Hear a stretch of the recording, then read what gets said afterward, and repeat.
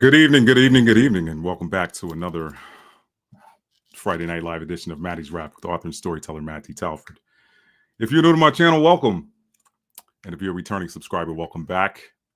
Let me begin while I wait for some folks here to jump into the chat. Let me begin by apologizing. First, apologizing for being on so late, family. I was Capricorning today. Let me say that. I was Capricorning. It's been a very, very, very long day. And I'm glad I'm here. I'm glad I'm here. So thank you to those of you that hung out in the chat. Some of you may have noticed that I changed the start time a few times. And but we're here. We're here. So thank you guys for being here. I'm going to put some music on while I wait for a few more people to enter. And then we're going to get this party started, y'all. I'm not going to keep y'all super long because y'all hung out in there and waited for me. Some of y'all hung out through 2 time changes, but y'all know how it goes sometimes. Sometimes things happen, life happens, and we keep it moving. We keep it moving. So I'm waiting for the air to turn on, y'all, because it's been crazy. Like today where I live, it was 88 degrees today. So let me put some music on, family, and then I'm gonna run and grab one of my tennis towels to dry my forehead, and then we're gonna get this party started. So thank y'all for being here tonight. If you are new to the channel, welcome. And if you are a returning subscriber, of course, you are family. Welcome back. Welcome back. You come once, you're a newbie. You come a second time, you're family. So thank you for being here. Y'all been battling through throat chakra issues. I'm gonna blame it. Listen, I'm gonna blame it on the pollen. I'm gonna blame it on the pollen. So I wanted to go live earlier this week, but let me get this thing started. Let's get some royalty-free reggae going, and I'm gonna step away and grab a towel because the light here is a little bit warm, and I've been trying to. Y'all know how you do when the temperature first goes from cold to hot, as it does in the South. There's like no in between. It goes from cold to hot, and then you're just dealing with let's turn some music on, and then you're just dealing with trying to get the temperature right and trying to, I play around with thermostat. Shout out to those of y'all that have them palaces where you got multiple thermostats. I'm a little bit old school with mine. I've got one thermostat, so we try to get it right. Tony, what's up? Shalom. Let me say some what's up to, let me send some shouts out to some people that's in here. Tony, what's up, brother? Shalom.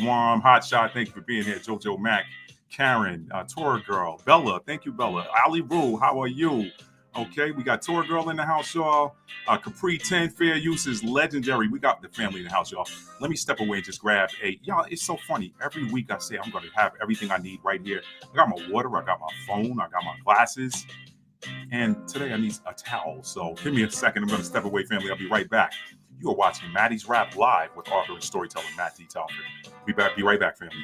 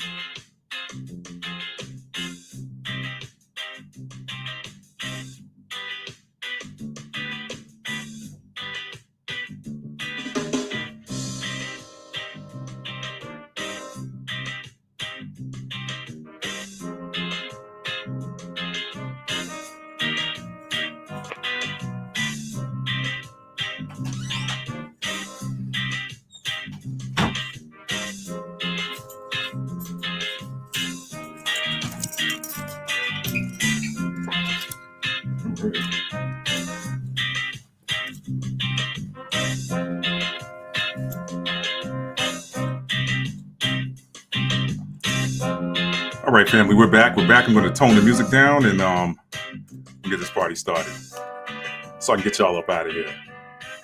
I know y'all laughing at me. Y'all like, she says that every week, and then 2.5 hours later. All right, family, we're back. We're back. You're watching Maddie's Rap with author and storyteller Matt D. Talford. If you are new, thank you for finding the title and the thumbnail interesting enough to want to explore further. And to my family that always comes, thank y'all for showing up again. Let me start off with a disclaimer, family. By the way, y'all saw me. Let me show off one of my prize pieces. I've had this one for a few years, but this is let little towel here. Let me see how it's going to show up on the camera. Is it going to show up the right way? Yeah. Captain, I've been doing it for a long time, y'all. I've been doing it for a long time. Tennis captain. For those of y'all that are the tennis players, I got a great book that you can get at my website, www.talfordarts.com. It is titled Captain's Mate, okay? And it is a guide for captains, coaches, high school players, from beginner to advanced. I got some great tools in there that you can learn. Leadership from the front to back. So y'all check that book out. It's titled Captain's Mate. And it is the only book that I've seen that is currently available in the market that fully captures and embodies the USTA Adult League captaining experience. So it is a great manual for those of you that want to play adult league tennis, whether it's spring league, mixed doubles league, summer league, fall, singles, combo, whatever, you name it. It's got something in there for you. So anyway, thank you all for joining tonight. Let's get this party started, y'all. And again, I got the headphones on tonight because for some reason when I'm wearing the headphones, it makes it a little bit easier to hear myself. And then I don't feel like I'm shouting into the microphone. And that's not something I want to do right now because, again, I don't want to lose my voice tonight. That kind of happened earlier this week. So that's why I'm getting on here Friday, because I really wanted to get on here with y'all on Wednesday. I did.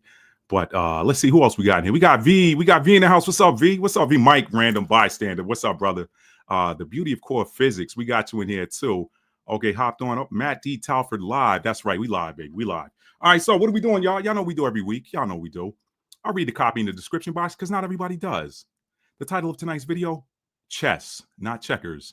How the story of Jacob and Esau illustrates the failure of so-called destiny swapping, okay? Let me read the copy from the box, y'all.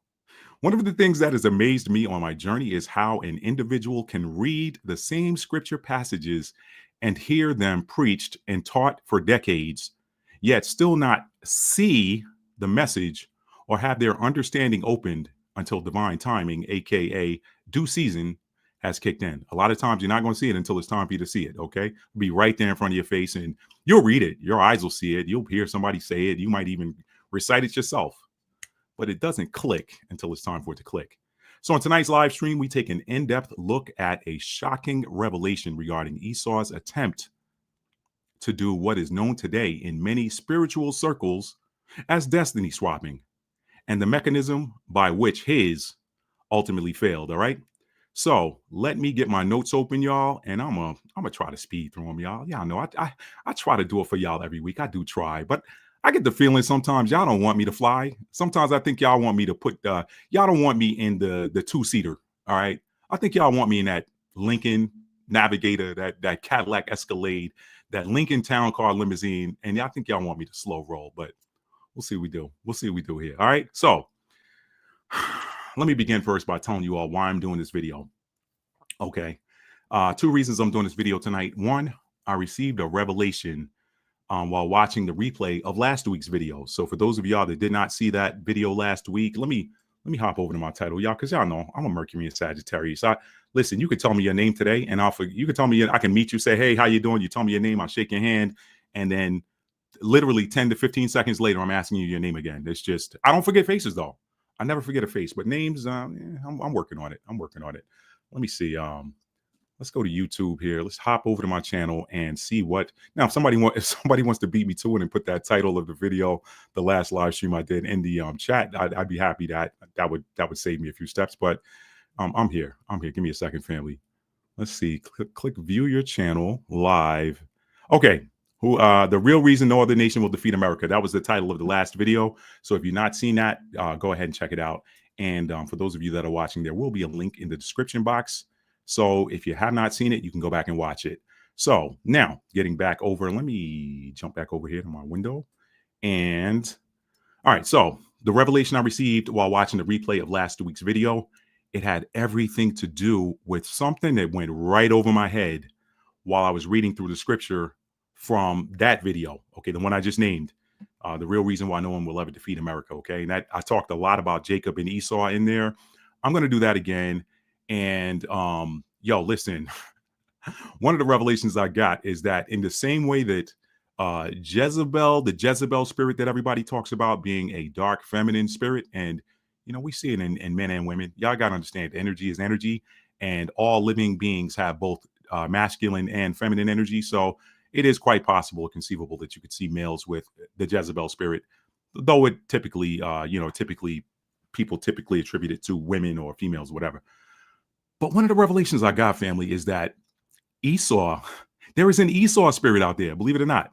And it is the Esau spirit that has people thinking that they could do this thing called destiny swapping that I never heard of until midway to late 2024. I kept hearing it. Like, what is this destiny swapping? How can somebody swap somebody's destiny? How can somebody say, hey, what's your destiny?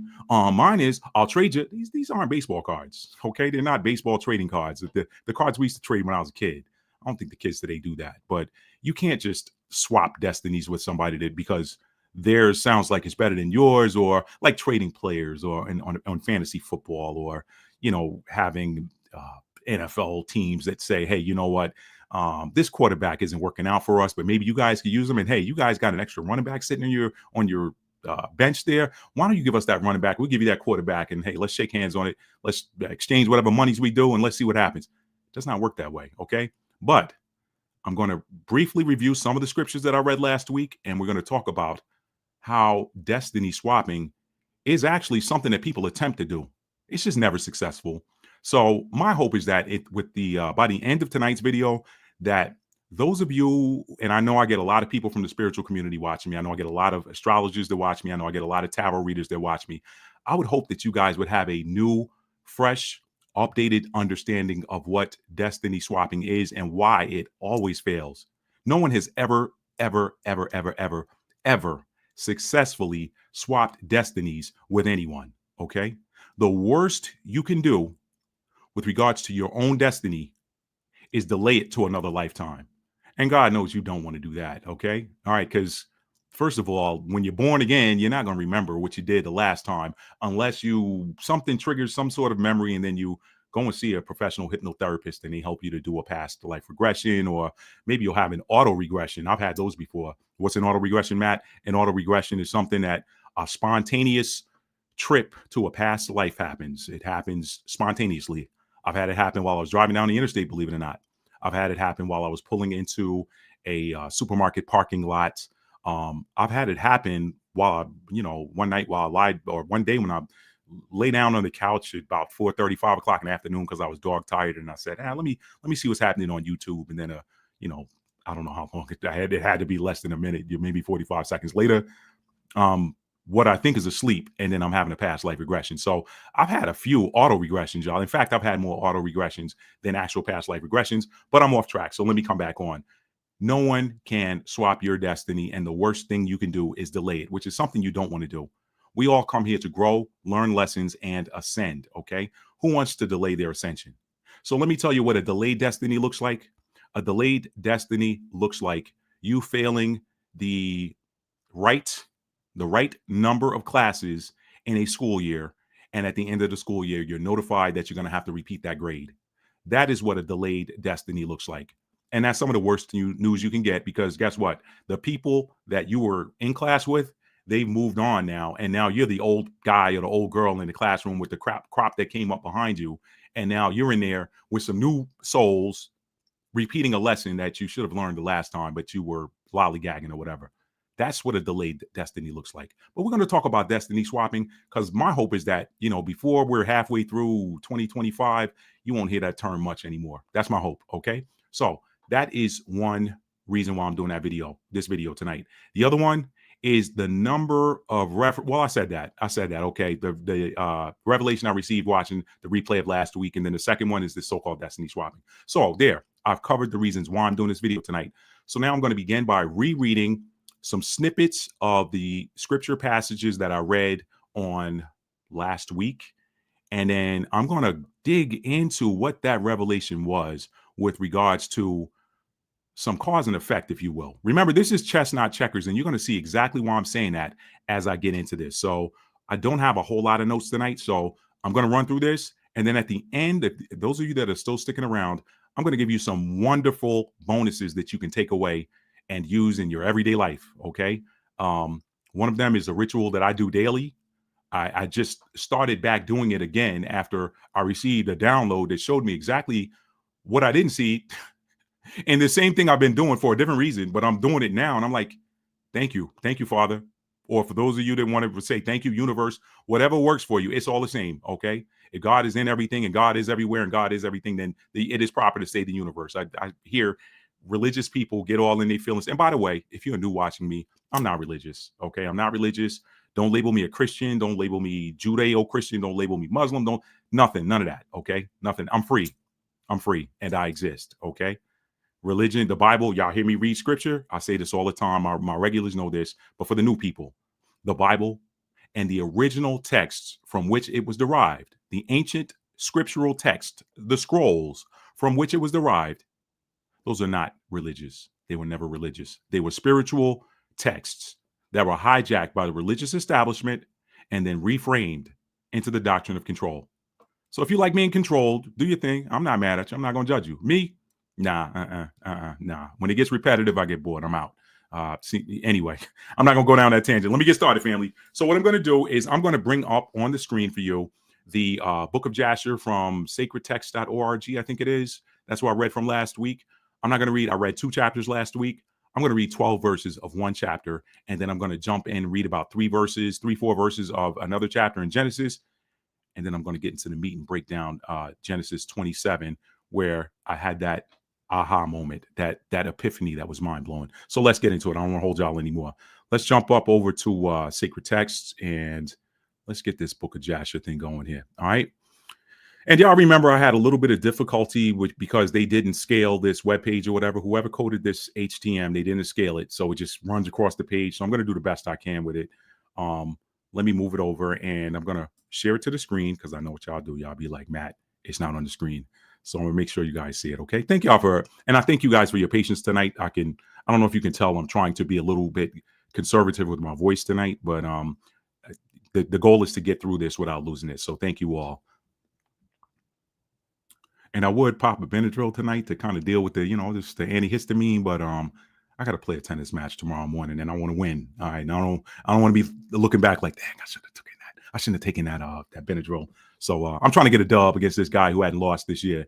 All right, and I was this close to beating him the last time and got distracted by some very disrespectful teammates of his that should have known. They did something that they should have known better, but I learned from it. We learn more from our losses than our victories, right? So anyway, here we go. Y'all can tell the look on my face. I don't like to lose. I don't listen. I don't mind losing if I did the best I could and the other guy was just better.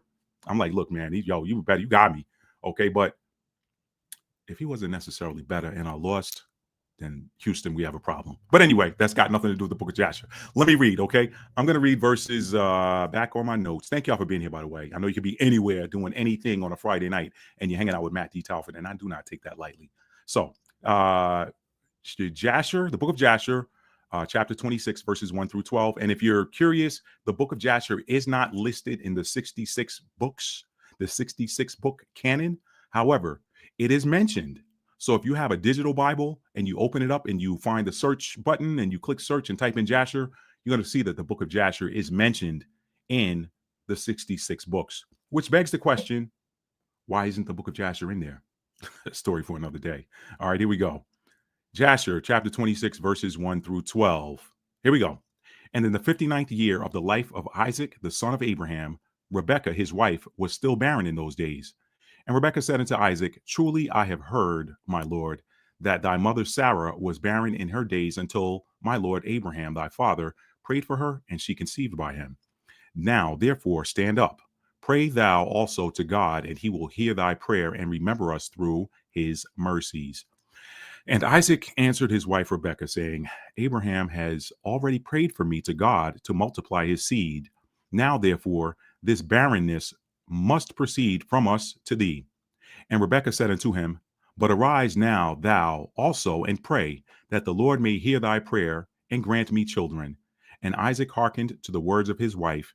And Isaac and his wife rose up and went to the land of Moriah to pray there and to seek the Lord.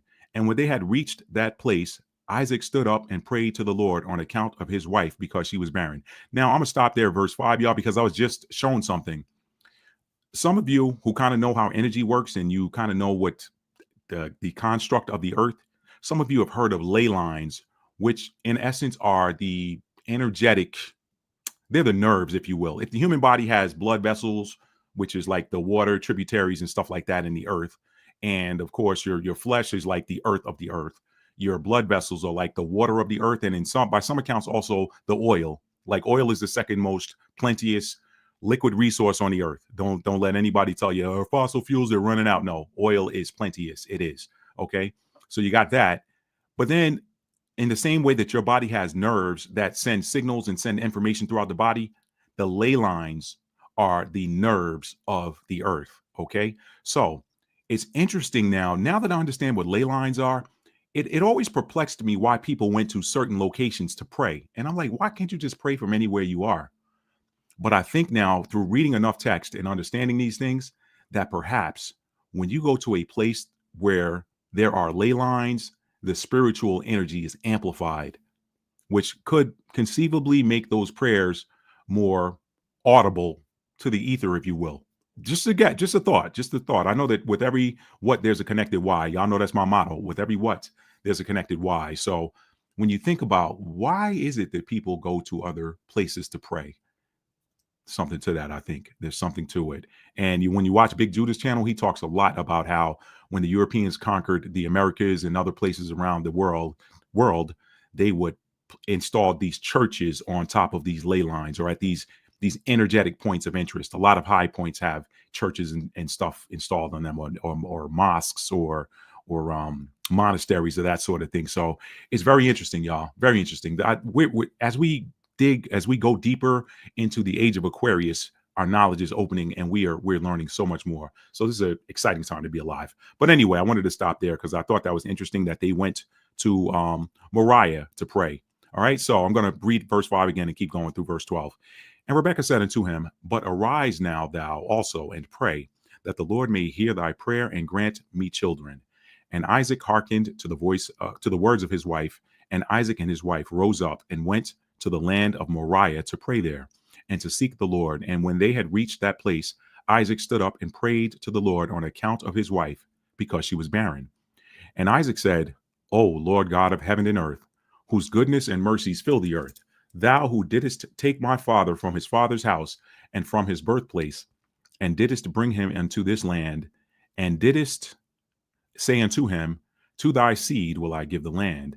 And thou didst promise him and didst declare unto him, I will multiply thy seed as the stars of heaven and as the sand of the sea. Now may thy words be verified, which thou didst speak unto my father. For thou art the Lord our God. Our eyes are toward thee to give us seed of men, as thou didst promise us.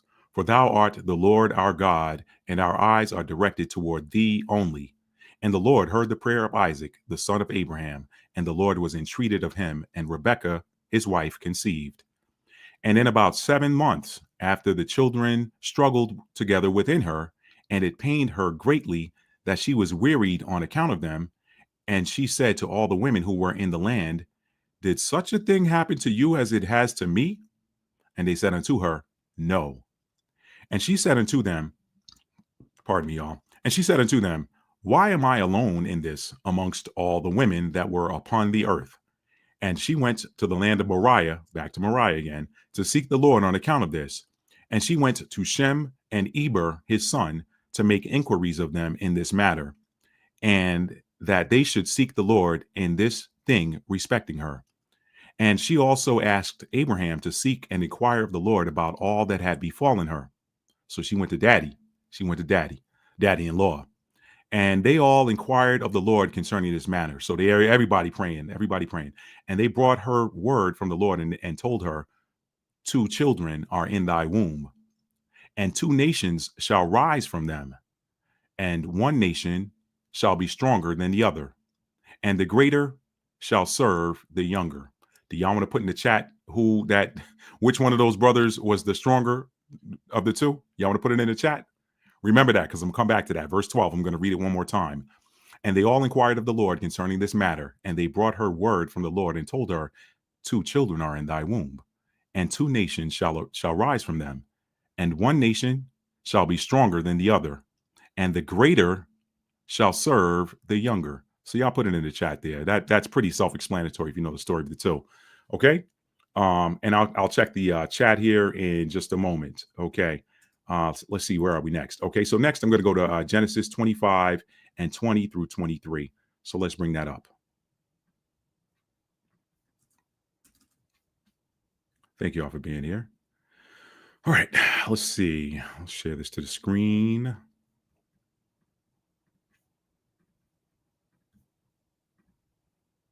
Okay, Genesis chapter 25, verses 20 through 23. And Isaac was 40 years old when he took Rebekah to wife, the daughter of Bethuel, the Syrian of Padanaram. Padanaram. That almost sounds like a place in India now, doesn't it? And interesting, y'all. Interesting how these places are not even India, because I think it's called Hindustan.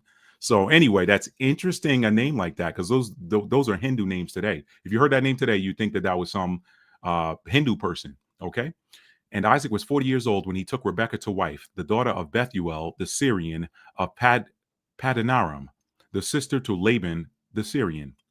And Isaac entreated the Lord for his wife, because she was barren. And the Lord was entreated of him, and Rebekah, his wife, conceived. And the children struggled together within her. And she said, if it be so, why am I thus? Why am I like this? And she went to inquire of the Lord. Y'all see how different books give you a little bit more information. The book of Jasher told you where she went. If you never read the book of Jasher, then you stop here at, she went to inquire of the Lord. Went where? You would think that she just went into her bedroom and got her knees aside the bed. And y'all see what I'm saying? Anyway, and the Lord said unto her, 2 nations are in thy womb, and 2 manner of people shall be separated from thy bowels. And the one people shall be stronger, and the other people, and the one people shall be stronger than the other people, and the elder shall serve the younger. Okay. All right. That was reference number 2. And now I'm going to jump down to Genesis. I'm going to jump down 2 chapters to Genesis 27. All right. Let's jump down there. And we're going to read verses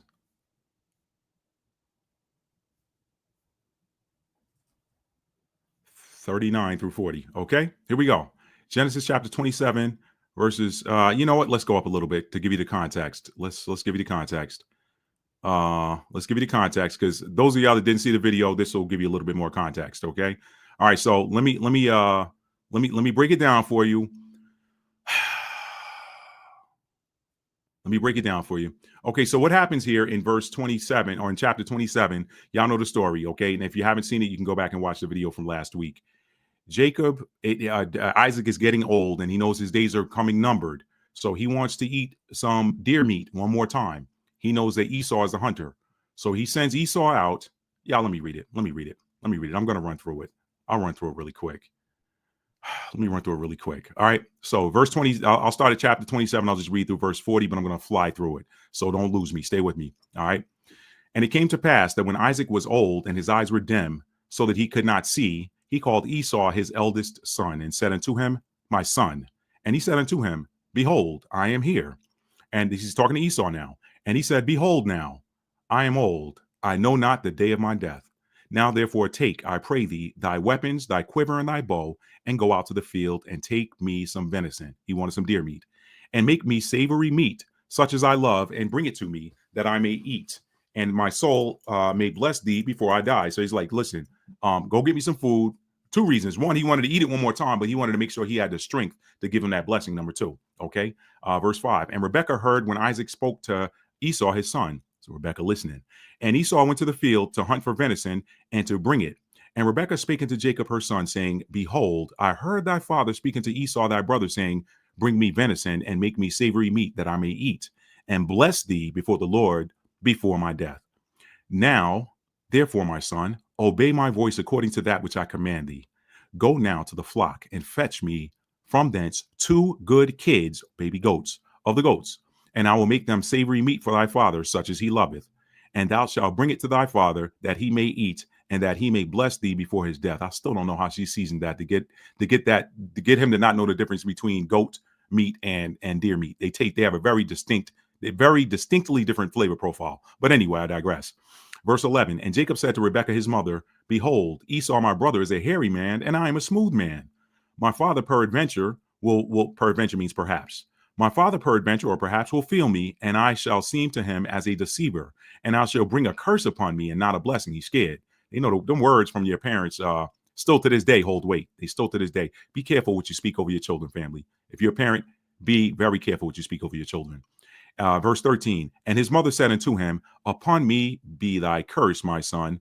Only obey my voice and go fetch me them. So she basically took it. She said, okay, listen, if there's going to be a curse on anybody for this thing, then let it fall on me. That's a mother for you. That is a mother for you. And he went and fetched, but she knew what she was doing. And he went and fetched and brought them to his mother, and his mother made savory meat, such as his father loved. And Rebekah took goodly raiment of her eldest son Esau, so she took his clothes, which were with her in the house, and put them upon Jacob, her younger son. And she put the skins of the kids of the goats upon his hands and upon the smooth of his neck. She knew what she was doing. And she gave the savory meat and the bread, which she had prepared, into the hand of her son Jacob. And he came unto his father and said, my father. And he said, here I am. Who art thou, my son? Let me read that again. And he came unto his father and said, my father. And he said, here I am. Who art thou, my son? And Jacob said unto his father, I am Esau, thy firstborn. I have done according as thou hast badest me. Arise, I pray thee, sit and eat of my venison, that thy soul may bless me. And Isaac said unto his son, how is it that thou hast found it so quickly, my son? And he said, well, because the Lord thy God brought it to me. Dad, you already know, Dad, God gave it to me. That's the only way I can get it this quick, Daddy. And Isaac said unto Jacob, come near, I pray thee, that I may feel thee, my son, whether thou be my very son Esau or not. Remember, Jacob was scared. He said, Daddy, find me out. I'm done. And Jacob went near unto Isaac his father. He probably didn't tremble. He said, all right, I got to sell this. Jacob went near unto Isaac his father, and he felt him and said, the voice is Jacob's voice, but the hands are the hands of Esau. Somebody trying to trick me. And he discerned him not, because his hands were hairy as his brother Esau's hands. So he blessed him. I wonder if Rebekah gave Daddy some wine before he got that meat. I'm just curious. Anyway, verse 24, and he said, art thou my very son Esau? And he said, I am.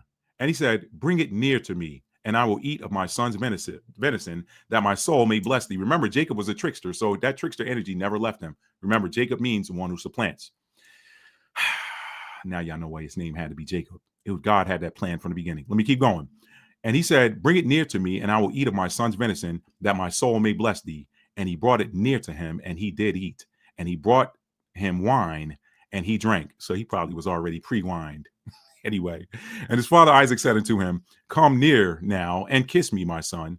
And he came near and kissed him. And he smelled the smell of his raiment, and blessed him, and said, see, the smell of my son is as the smell of a field which the Lord had blessed. He didn't know that mama put his brother's clothes on him. Verse 28, therefore God give thee, now here's the blessing. Therefore, y'all pay attention, because this is where I'm going to show you how this destiny swapping thing doesn't work. Therefore God give thee of the dew of heaven, and the fatness of the earth, and the plenty of corn and wine. Let people serve thee, and nations bow down to thee. Be Lord over thy brethren. This is before he was changed. His name was changed to Israel, and he became the progenitor of the 12 tribes. That blessing carried over. Pay attention. Verse 29 again. Let people serve thee, and nations bow down to thee. Be Lord over thy brethren, and let thy mother's sons bow down to thee.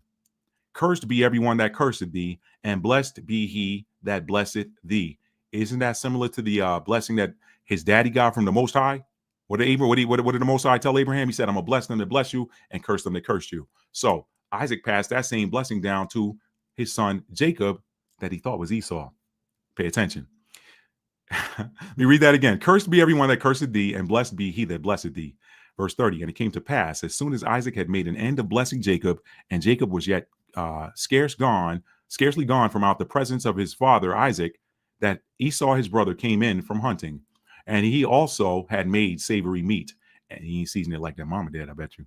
Anyway, and he also had made savory meat and brought it into his father, and said unto his father, let my father arise and eat of his son's venison, that thy soul may bless me. And Isaac his father said unto him, who art thou? And he said, I'm thy son, thy firstborn Esau. And Isaac trembled very exceedingly, and said, Who?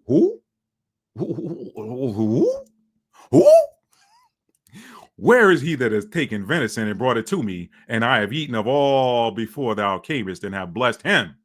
Yea, and he shall be blessed. He's like, look, man, he took the blessing, bro. Bruh, he took it already.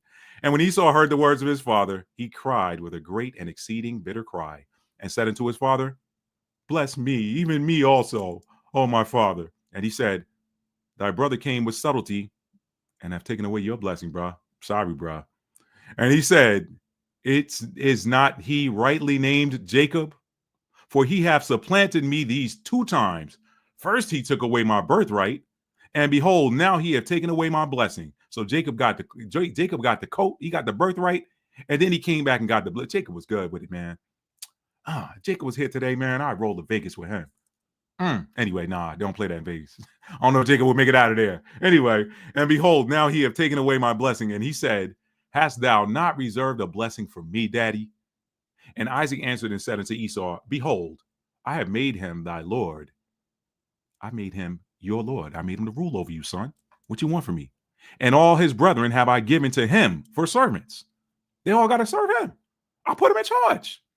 Like when we were younger and my mom and dad had to leave the house to go shopping, they had 6 children. Between the 2 of them, they had 6 children. Okay. Look, Matt, I'm leaving you in charge. One day it's Matt, you're in charge. The next day is my older brother, you're in charge. So it's kind of akin to that. But anyway, he said, all your brothers got to listen to you. If they get out of line, let me know. I'm going to deal with them. That was how that went.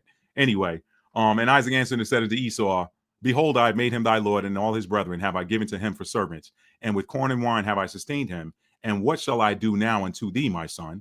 And Esau said unto his father, hast thou but one blessing, my father? Bless me, even me also, O my father. And Esau lifted up his voice and wept. And now I bring you to verse 39, which is where I wanted to start in the beginning. And Isaac his father answered him, pay attention. And Isaac his father answered and said unto him, behold, thy dwelling, Esau, shall be the fatness of the earth, and the dew of heaven from above, the sweetness. I'm going to say that again. Y'all pay attention. This is the part when you're school and the teacher repeats it because you need to know this for the test. All right. And Isaac his father answered and said unto him, behold, thy dwelling shall be the fatness of the earth, and the dew of heaven from above. I'm picking up somebody who's already registered what's happening here. Somebody is already registered with somebody. Verse 40, and by thy sword shalt thou live, and shalt serve thy brother. And it shall come to pass when thou shalt have the dominion that thou shalt break his yoke from off thy neck. All right? Okay?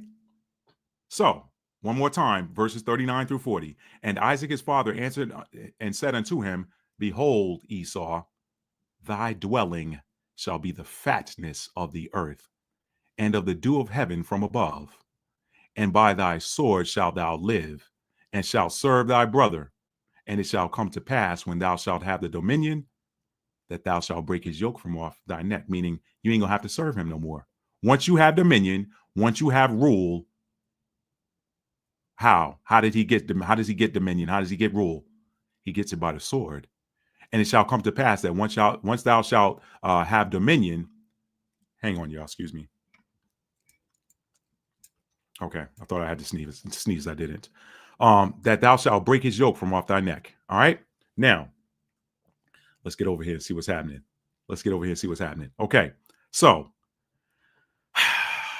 in my notes, I have that Esau's dwelling shall be the fatness of the earth. The blessing, and he had the blessing of the sword. Why? The sword was how he was going to get the fatness of the earth. Now, I'm sorry. He was already blessed with the fatness of the earth. But the sword was how he was going to break his brother's yoke from off his neck, and he wasn't going to have to be serving to his brother anymore. Now, he's talking about his seed on down. Okay? But remember, everything the Most High does has a purpose. So, the first question here becomes, well, you know what? Let's read it. I can show you better than I can tell you. Hold on. Y'all know me. I can show you better than I can tell you. Here we go. Let's jump back over to another reference. Hey, don't be playing with me now. Why are you moving in slow motion? Do not play with me, computer. Do not play with me. I'm not here to play tonight. Let's go back to Malachi, the first chapter. I must be running low on swap file memory. Anyway, Malachi chapter 1. The burden of the word of the Lord to Israel by Malachi.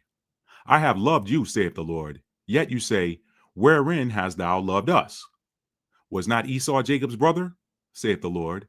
Yet I loved Jacob, and I hated Esau, and laid his mountains and his heritage waste for the dragons of the wilderness.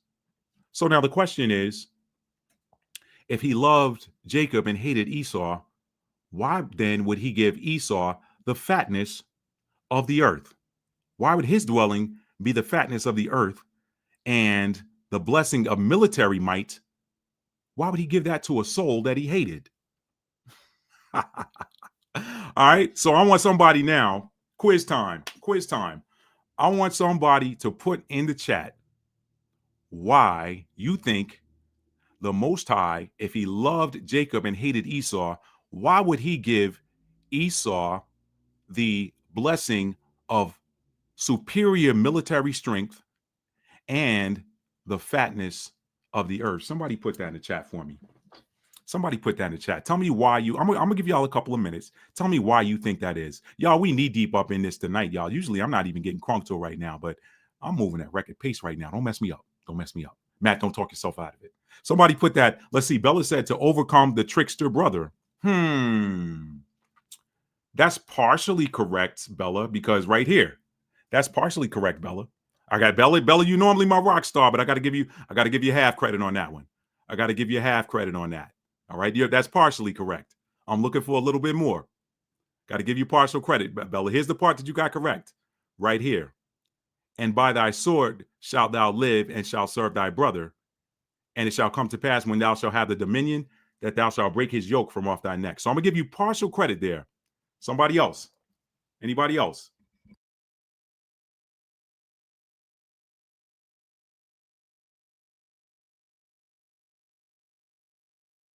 Y'all pardon me. Okay. Tora Girl said temporary blessing, low level energy, and y'all want to fight him. I like how you're thinking, Tora Girl, but I'm looking for a little bit more. Anybody, any other takers? I'm gonna give y'all one more minute. His father gave it to him. His father gave it to him. His father did give it to him, but I want to know why the Most High, if he hated Esau, why would he give him the fatness of the land and the blessing of the sword? I didn't see it. Hotshot said testing him. Testing who, Hotshot? Testing who? Testing Esau or testing Jacob? Testing who? I like y'all snappy tonight. I like it.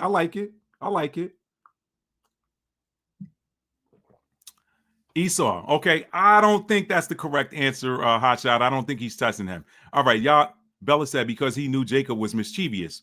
Well, Bella, remember, after the wrestling match with the divine being, he changed his name from Jacob, which is trickster, to Israel, meaning one who wrestles with the Most High. So let me stop holding y'all. Let me jump over here and tell y'all what the answer. This is why you can't destiny swap, y'all. This is beautiful. I'm gonna tie it all together for you. So here's the revelation I got. If you think about it, he gave Esau superior. Capri 10 said so he can get all the blessings. Oh, why you wait so long, Capri 10? Why you wait so long? Man, y'all Capricorn. Yo, let me tell y'all something about Capricorn. If you never heard it. Capricorn is a gifted problem. Capricorn is a problem solver. That is the energy of the problem solver, y'all. That is the energy of the achiever and the problem solver. If you ever got a problem you need help with, go farm with your Capricorn friends. I'm telling you, y'all. Go farm with your Capricorn friends. Capri 10, you got it. You got it. I'm proud of you. Okay, Capri 10. Okay. I love it. Okay. Man, Mike Random Bystander said, because if I live by the sword, you live by the sword, you die by the sword. I like that too, Mike. I like that. I didn't look at that side of it until earlier tonight, but that could play in. That very well could play in, Mike. I like how you think, Mike. That very well. I'm going to take that as a secondary answer, Mike, because that wasn't what I had in my notes, but I have to respect that. Because actually, I was thinking about that tonight as I was reading. I was like, wait a minute. Isn't there a universal law out there? And that is universal law, by the way. Don't think it's not. Universal law always happens, whether you want it to or not. This is why you got to get in alignment with it. Understand it and get in alignment with it, because it always happens. You live by the sword, you die by the sword. All right. Oh man, y'all are sharp, man. I love it. I love it. Y'all are sharp, man. Okay, so let me get onto it. All right. So if you think about it, Now, I want to tell y'all what sparked this. I know I told you in the beginning, like these are the two reasons I'm doing this video.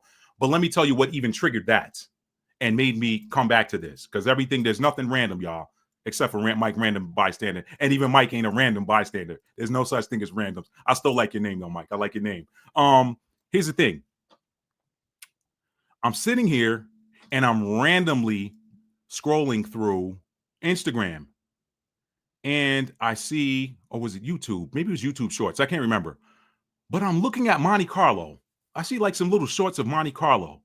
And I'm looking at the cars and I'm looking at what's the word I'm looking for? I'm trying to be politically. I don't even like being politically correct, y'all. But I'm a Libra. I'm a Libra rising, not a Libra sign. I'm a Cap sign, but Libra rising. I always try to look for balance. Y'all. So for balance sake, I want to say the demographic makeup of places like Monte Carlo and the French Riviera and some of the best lands in the world. Even if you look at the Florida Keys and some of the best beaches in California, and you look at the best you look at places like Tel Aviv and Jaffa and Netanya in Israel and Caesarea, and you got these beautiful crystal clear waters, and you looking at all of these. Even if you go in the Bahamas and the Caribbean, and you look at who owns the resorts that are on the best locations. If you look at the richest, most fertile soil in any place around the earth, you look at the demographic makeup of it, okay? So this was triggered by me looking at some Monte Carlo videos, and I was like, wait a minute, I'm getting a download here. And then so I I go and look at like the hood and Cape Town, South Africa, and Johannesburg, and Chicago, and Detroit, and the hood sections of DC, and the hood sections of New York, and different hoods around America, and different places like in Sao Paulo, and you looking at these sprawling, just hood, dilapidated homes and stuff, and then look at the stark contrast in the demographic makeup. Now, let me tell y'all, listen, I'm gonna keep it 100 with y'all tonight. I hear a lot of people that say Esau is the so-called white man. I don't jive with that. Okay. I broke that video down. I showed y'all how Star Wars illustrates who Esau really is. Okay. When you look at Star Wars, you look at the baddest person on the dark side, and he's all dressed in black. He's Darth Vader. And his voice is played by James Earl Jones. And then you look at the stormtroopers and you look at the Senate and everybody who is servant ultimately for Darth Vader. Look at the demographic breakdown. So there are clues intertwined in all of these and hidden in all these different shows and movies and stuff like that. So you hear people talking about, Esau's I don't subscribe to that camp doctrine, y'all. I don't. Esau is a spirit too. Esau is a spirit too. It's a people, but it's also a spirit too. Just like Jezebel is a woman, but Jezebel's a spirit also. It's an energy, okay? You got to look at the energy. This is why the Messiah said, you know the tree by the fruit, not by the bark. He didn't say you're going to know about the bark. He didn't say you're going to know the tree by the sign that somebody came along and nailed to the tree. Hey, this tree right here is a maple tree, but it's growing apples. It's a maple tree, but it's growing apples. It's a freaking fig tree, but it's growing bananas. No, but they put a sign on it that said it's a fig tree. It's a fig tree, but it's growing bananas. Oh, those aren't bananas. Forget about what you're seeing. Now, somebody came along and put those on there. That's a fig tree, but it's growing bananas. That's a lemon tree, but it's growing oranges. All right? You know the tree by its fruit. Let me get off of that. So, now, if you look at the demographic breakdown, and in spite of what I said, understand that all of this division was to get you to look the other way and not see who the real enemy is. Look, I'm gonna come on here and say it right now on this platform. Esau, if he were a person today, he probably look a lot like some of y'all favorite president watching this video. He probably look a lot like some of y'all favorite president. I was like, well, Michelle and I are going. There's this guy out there named Matt Detail, and he tried to say that I was Esau. He probably isn't far from it. Probably isn't far from the truth, but that's okay. That's all right. That's all right. Name's Barack. Some people call me Barry. All right? I'm just saying, Esau and Jacob came from the same daddy and mama. Esau and Jacob came from the same daddy and mama. The difference is one of them was a little more ruddy and the other one was really hairy. Okay. Now, I'm going to leave that alone. That's for somebody. Y'all can argue with me in the comments if you want. You're not going to change my opinion. You're not. So, getting back to what I'm saying, the fatness, your dwelling. Let me go back here because I'm breaking this down for y'all now. I'm going to show y'all something. We getting this. I'm not too far away from the destiny swapping. Y'all know I like to set the table before we sit down as a family and eat. I'm setting the table, okay? He said, behold, thy dwelling shall be the fatness of the earth and the dew of heaven from above. What is dew? Dew is sweet. That's that sweet water. That's that sweet, pure, the cleanest version of the water. It ain't recycled pee and poop water that you get from your municipal water supply. That's right. When you drinking tap water, you drinking recycled pee and boo-boo water. It is what it is. Don't get mad at me. This is why some people drink spring water. I'm just saying, yeah, they purify it, they run it through all of these different filters and, Clorox the heck out of it, blah, blah, blah, blah. But municipal water, I'm just saying. I know it broke my heart when I heard that for the first time too. I'm like, I'm just saying. And then people got the nerve to hate on people because of how they look. And you drinking drinking the water that somebody who you hate because of how they look pissed and pooped in. People need to get their together, all right? Anyway, but he said, thy dwelling shall be the fatness of the earth and the dew of the heaven from above. Is Jacob's offspring living by and large in the fatness of the earth? No. Esau's offspring and his vassals and minions are, though. That's all I'm saying, okay? All right? So now I'm going to set this up for y'all. So, because Capri 10 nailed it, okay? He said, here's the clue. He said, your dwelling shall be the fatness of the earth and the blessing shall be the sword. Everything the Most High does has a purpose. So Jacob have I loved, Esau have I hated. Why would he give Esau, if he hated him, the best lands and the military might? Capri nailed it. Let me go back up and read that comment again. I'm going to put that on the screen. Capri nailed it. She said, or he said, I'm not sure. Y'all forgive me because that name doesn't lend to, gender or whatever, but it doesn't matter. Capri 10 said, so he can get all the blessings in the end. Absolutely. That's what Matt said. Okay. So in my notes, I would show them to y'all, but I don't want y'all to see how I write my notes. Anyway, my answer was simple. He used Esau to preserve Jacob's lands until the time of the age flip. Let's go to 2nd Ezra 6 and 9, because now we're getting somewhere. Let's go to 2nd Ezra 6 and 9. Told you I'll break this stuff down for y'all, man. That's what I'm here for. That's what I'm here to do. Capricorn energies, problem solver. That's what we do, fam. That's people talk about Capricorn being a bag. Capricorn in a bag for a reason. It ain't about the bag. The bag is the prize. The bag is the prize. The bag is the prize. The bag ain't the goal. The bag is the prize. That's what people miss about Capricorn. They just think that Capricorn just cold-blooded. All we want is money. Nah, Capricorn, the bag is the prize. It's the achievement that matters. Like me, y'all, listen, y'all, if you got Capricorn people that you know, sun, moon, rising, 4th house, okay, 10th house, y'all listen, it is so hard. This is why I came on here late, y'all. That's why I said I was Capricorning today. It is so hard to get a Capricorn to sit down and stop. It's like, if you want a Capricorn to rest, I'm telling y'all this because I'm a Capricorn myself. So those of y'all that got Capricorns you love, if you want them to rest, you can't just tell them, hey, you need to rest. That's not good enough. I want y'all from this day forward to attach something to it, attach a reward to it, attach a prize or something to it for that Capricorn that you want to rest. Say, listen, first of all, challenge them. I bet you can't sit down for one day and not do nothing. I bet you can't. If you can sit down and not do any work for one day, I'm going to take you to Ruth's Chris tomorrow, or something. You got to attach some prize to it because Capricorn, the number one thing they want to do is achieve. So if you want them to achieve rest, attach something to it and they'll do it. They'll do it. The bag is to take care of their family. That's all. That's the only reason Capricorn care about the bag. Capricorn cares about the bag. So, hey, look, the people I love ain't got to worry no more. They ain't got to work. They ain't got to worry about nothing. I'm after this bag. So my people that I care about, they ain't got to worry about nothing. That's why they're achieving. Capricorn and Cancer are on that same axis. Both are nurturers. One just nurtures inside the home. The other provides so that that whatever they're getting, whatever they're gaining can take care of home. Okay. One of them does it hands-on, that maternal energy. The other one does it hands-off, that paternal energy. But it's beautiful energy. But y'all make your Capricorn friends and family members rest. And the only way you're really going to do it, it ain't good enough to tell them you need to rest. A lot of times we got to get knocked down by the Most High. It doesn't feel good. It never does. But I'm preaching to the choir there. Anyway, let me bring this up on the screen for y'all. Let me bring it up. I know I went off on a tangent there, y'all. That's what Mercury and Sagittarius does. Forgive me. Here we go. 2nd Ezra 6:9. For Esau is the end of the world, and Jacob is the beginning of it that followeth. Okay, so if he gave Esau the sweetest lands, and he gave Esau the blessing of the sword, he knew that Esau was going to go and sit on those lands. Okay, he was going to sit on lands that were actually reserved for Jacob.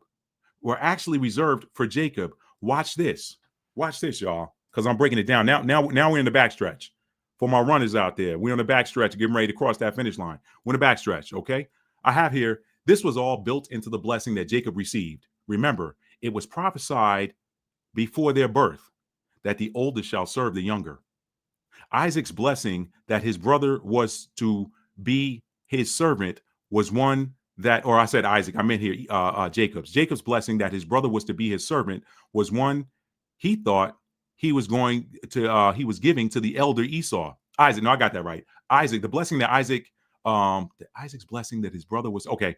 Y'all, sometimes I get when I'm downloading, I'm writing these notes and they don't make sense later. I just write them. Isaac's blessing that his brother was to be his servant was the one that he thought he was giving to Esau. So he thought he was telling Esau that Jacob was going to be his servant. Why? Because he was the younger, right? But it had to go to Jacob in order for the in vitro prophecy spoken over them to be fulfilled. So this is why I told y'all to pay attention. Now we're going to go back. This is why I told y'all to pay attention. When you can decipher these scriptures and put them together, y'all, it's a beautiful story. It really, really is. It really is. All right, where's my where is it? Book of Jasher. There we go. All right, right here. Verse 10. No. Verse 12. Right here. And they all inquired of the Lord concerning this matter. What mattered? The matter that she had two babies in her belly wrestling and fighting. They all inquired of the Lord concerning this matter, and they brought her word from the Lord and told her, 2 children are in thy womb, and 2 nations shall rise from them, 2 whole nations. So they knew that these 2 were going to be the heads of 2 perpetual nations that would go on into the distant future.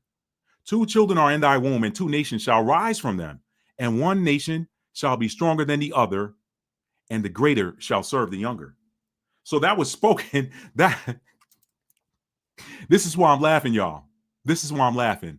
That was spoken. Y'all know God's word cannot lie. It's written. Behold, I send forth my word, and it shall not return to me void, right? Let's see where it says that. Y'all, this is beautiful when you put it together. You be like, oh, snap. It's like watching a show or something, man. It's crazy. Let's see. Hang on. Let's go here.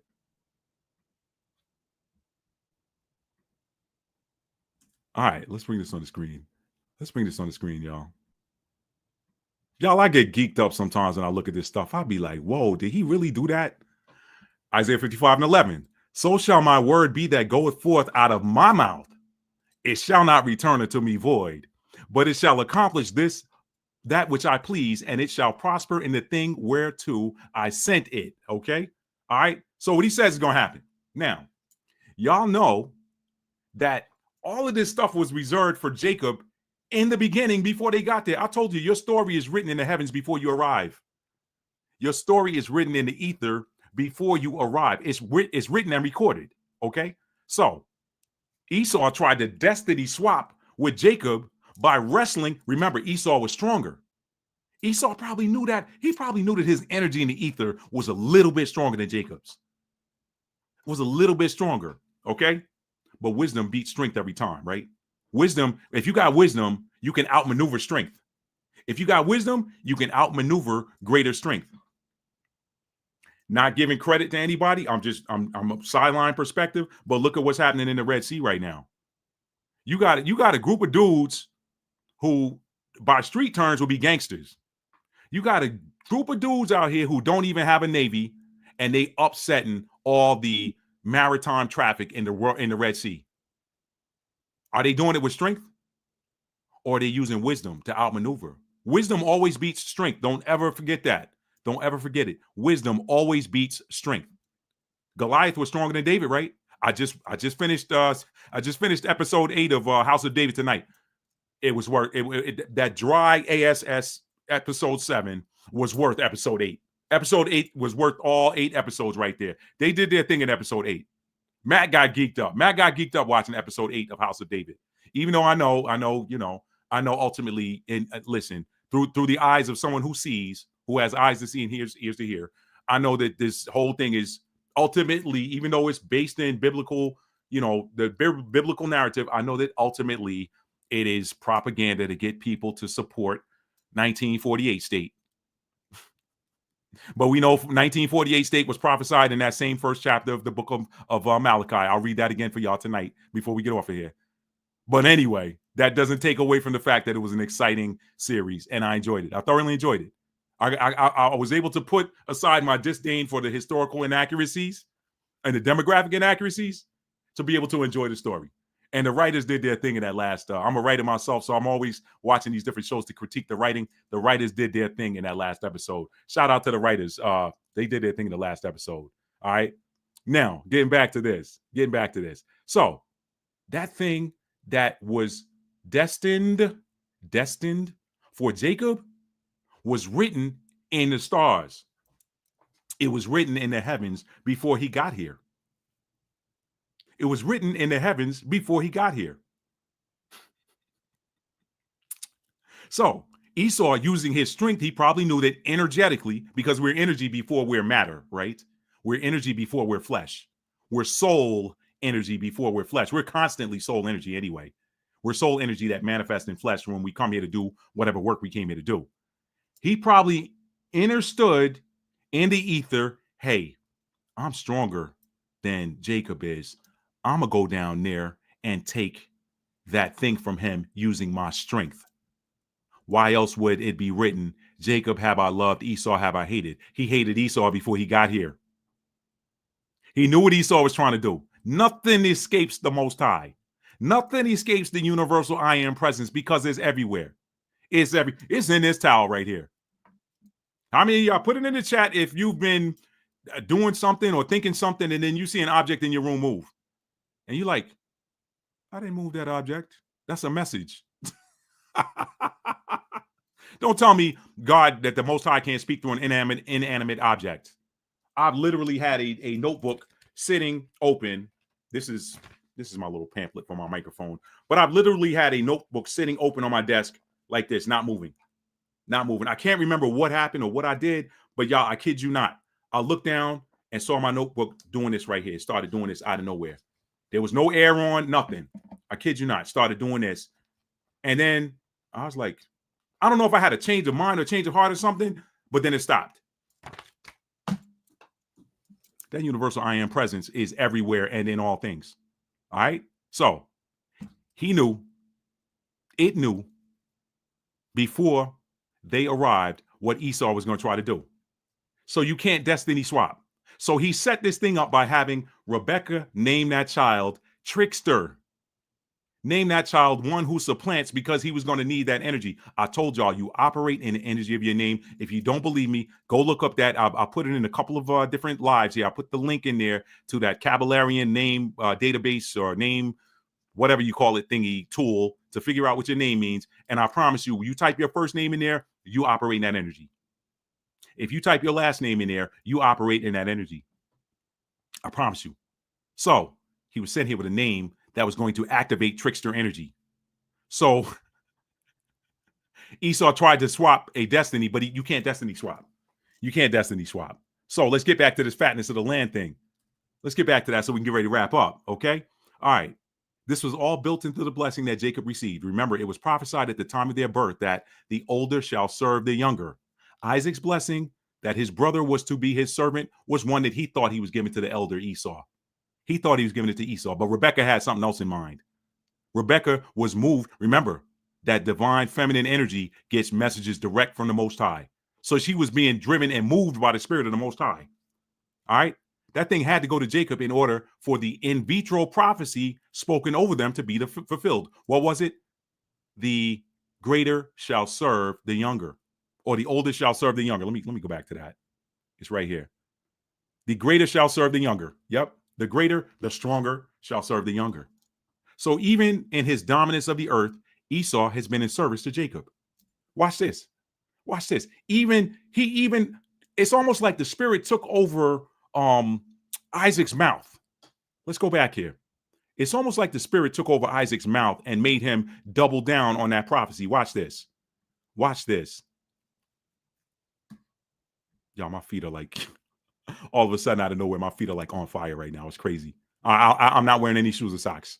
This is crazy. Like all of a sudden my feet are hot. This is new. It's new.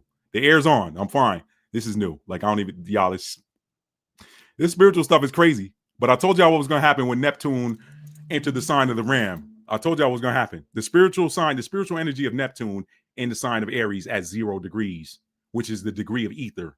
That's the God degree. It's the only one that is not assigned to earth, air, fire, or water. It's assigned to ether. The 0 degree is the only one. Y'all, this is just a crazy, but wonderful time we're living in right now. Let me bring this back up on the screen. This is crazy, y'all. This is how can you like not get excited about this once you learn what this stuff means and then you're able to apply it. All right. Here's what he told his son. He said unto him, behold, thy dwelling shall be the fatness of the earth, son. You're gonna have the best land. You're gonna live in Monte Carlo. You're gonna live in the highest mountaintop resorts. You're gonna live in Boulder, Colorado. You're gonna live everywhere where there's a ley line. So you can benefit from the energy of that place, right? And by thy sword thou shalt live and shalt serve thy brother. By thy sword thou shalt live, and that's an and clause. So there's two things. By thy sword thou shalt live, and by thy sword thou shalt serve thy brother. And it shall come to pass, and thou shalt have the dominion that thou shalt break his yoke from off thy neck. So you gonna get out from under him, but you're still gonna be living in those fattest lands. So why did he do it? He did it so he can sit on those lands. Now let's think about it. I always say with every what there's a connected why. Let's think about it for a minute. What happens if Esau is not given that blessing? Then somebody stronger than Jacob perhaps is on that land. How can he get it back? Jacob have I loved, Esau have I hated. I said Esau is going to be servant to you. So even in his breaking your yoke off his neck, and then you're becoming servant to him, guess what? By your being servant, by the shoe flipping, and you're serving Esau, and you working for Esau still can't destroy you. Because my blessing is over your life. But guess what? By your working for Esau, you're preserved. You ain't got to fight all these other enemies. I'm going to use Esau to knock out all these other enemies. And then guess what's going to happen? Guess what's going to happen? What's going to happen is right here.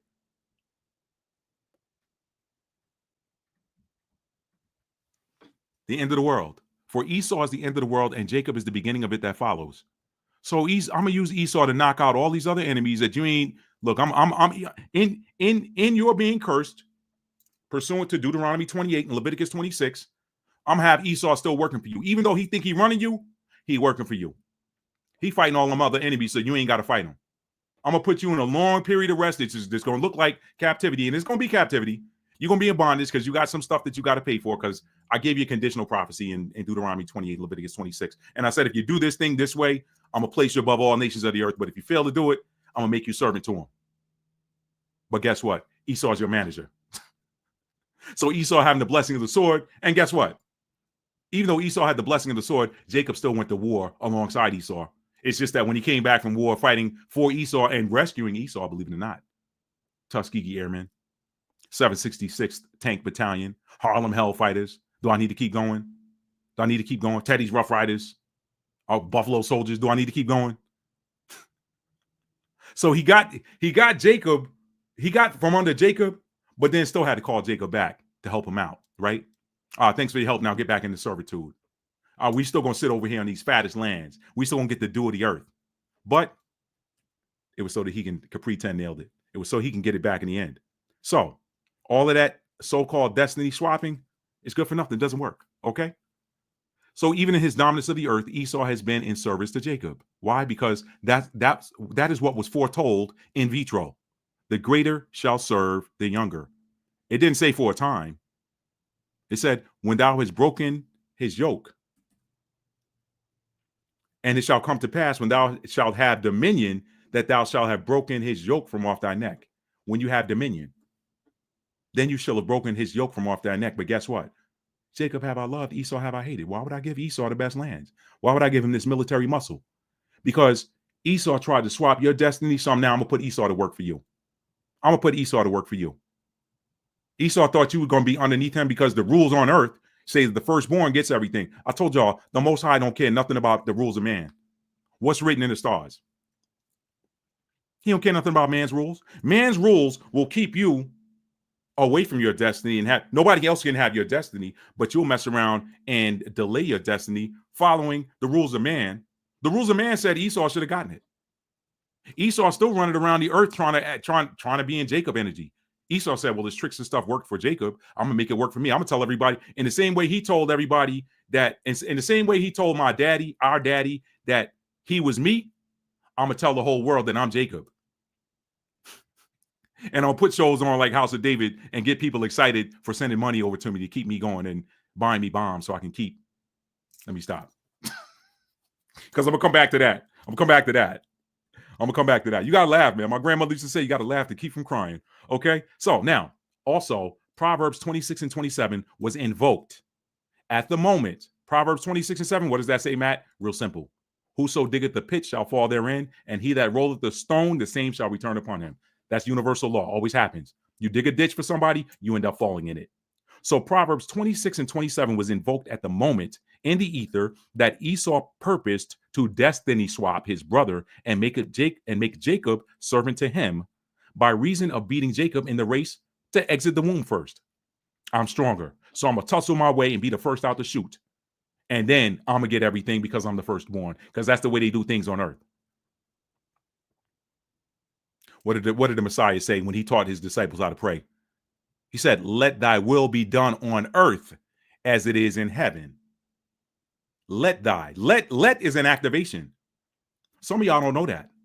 Let is an activation. You start using that word let in your life and see how powerful it is. It's got to be righteous, though. It's got to be righteous. Can't be for destiny swap. It's got to be righteous. All right. Start using that word let in your life and see what happens. Let thy will be done on earth as it is in heaven. Let there be light. That is what a commandment is. A commandment is not thou shalt not steal. I wish they would change that verbiage. You know, when I was in the military, I talk about that a lot. I was in the military. When someone in a command position or a position of authority issues a command in the military, it's not universal law. You don't have to do it. But there's consequences to not following that command. But there's also this thing in the military where there's consequences to obeying an unlawful order. A commander can't come in there and just say, there's 30 kids in there, and one of them might be the bomber. Go in there and smoke all 30 of them kids. Do you want me to go shoot 30 kids because one of them might have a bomb on them? That's an unlawful order. The U.S. military, you better not listen. You don't have to obey that order. That's a deranged commander. He gonna have to deal with his seniors. So you see, a command coming from man is not necessarily a command. It's something that you probably want to do, but you don't have to do it. But universal law always happens. It always happens. Let thy will be done on earth as it is in heaven.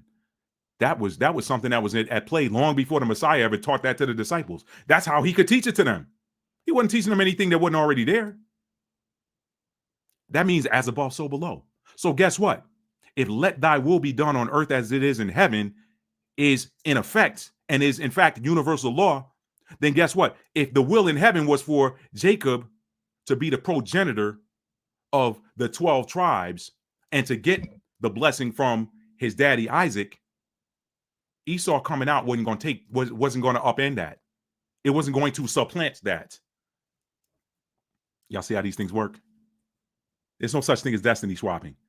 I just used the example of Jacob and Esau to show it to you. Esau by man's account was supposed to get everything, and Jacob stole it from him. No, Jacob only got back what was already his, which he never really lost. There wasn't even no getting back. He never lost it. He never lost it.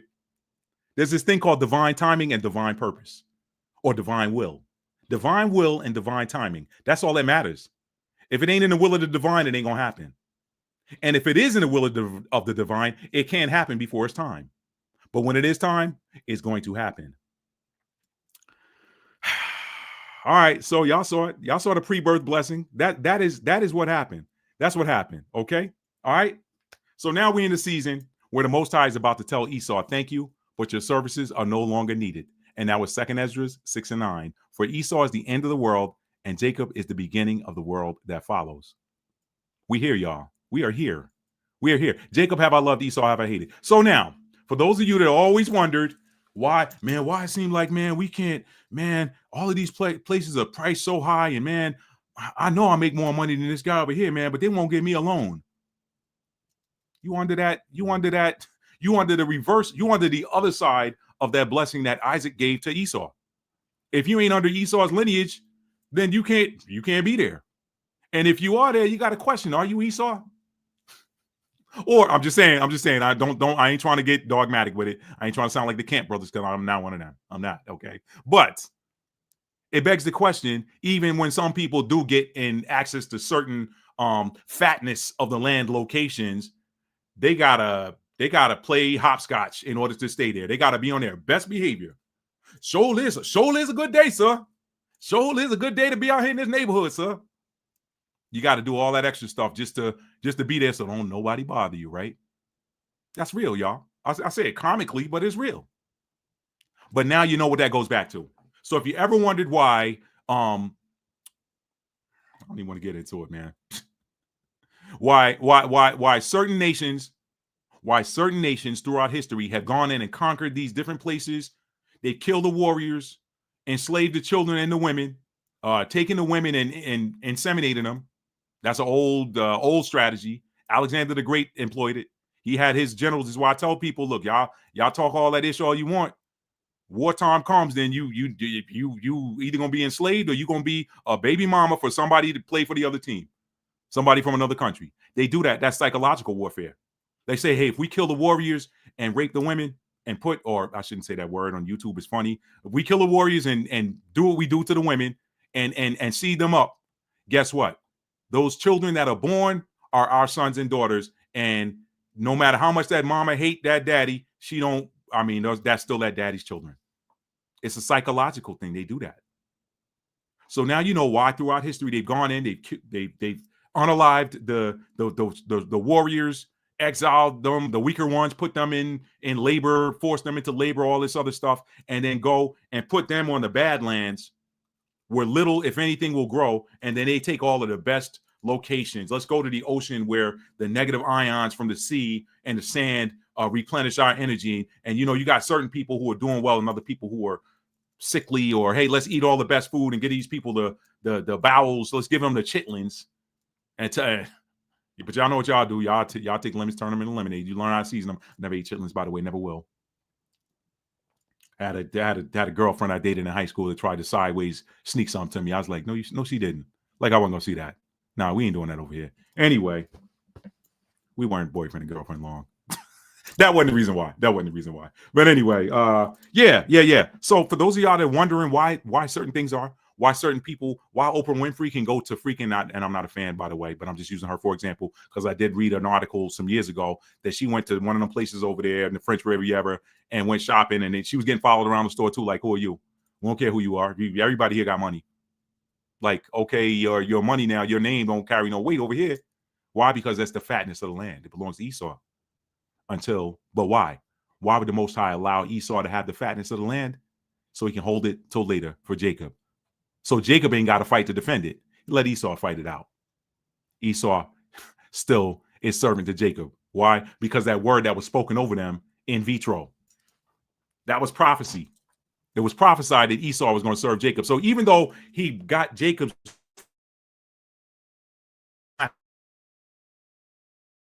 Most High, you cannot escape the will of the Most High. He's still Even in Jacob's bondage and captivity, Esau is still serving to Jacob. How about that? Who's the trick on? Anyway, that's all I got for that one, family. So now let me read some comments, and thank y'all for being here. I'm going to give y'all some bonuses now, but let me read some comments. I'm gonna give you guys a couple of bonuses, and we're gonna get up out of here. Thank y'all for being here tonight. I hope you guys enjoyed this. This was kind of to the point tonight. It's kind of to the point, kind of quick and to the point. Okay, let's see. Where do I come in here? What's up, Lady Dag Status? All right, C Griffin, what's up there? What's up? What's up? Tor Girl, Esau, E, yup. Got all of that. Esau, Hot Shot said Esau is weak. Esau is weaker, but I got to get credit where credit's due. The history books tell you that they're not. That they haven't historically been weak. But anyway, what's up, Allie? Thank you for coming back. Let's see. Tor Girl said, "Listen, Mama Bika knows what she needed to do." That's right. Not Mama Becca. She knew what she needed to do. She knew. Okay, testing them. Okay, temporary blessing, low level energy, and y'all want to fight them. Okay, yeah, those are the answers because Capri 10 nailed that thing. She nailed that. She hit the game wizard. She hit a 3-pointer at the buzzer, y'all. Mike dropped that. Mike dropped in that secondary shot. I like that. He said, because if you live by the sword, Mike, you said it. You said, I like that, Mike. That was smooth. Capri said, the Most High loves us. Our hands will be clean. Thus we remain holy. He does all the dirty work for. Wow.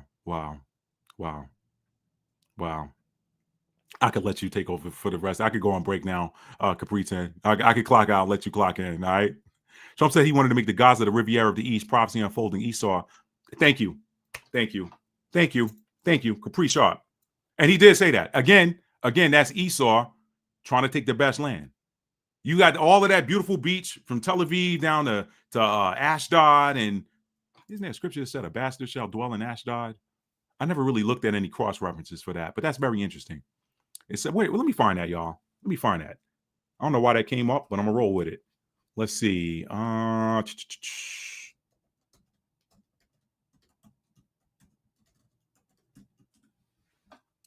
That's Zechariah 9:6. Zechariah 9:6. Okay. Let's see. I knew I saw that somewhere before. Zechariah 9:6.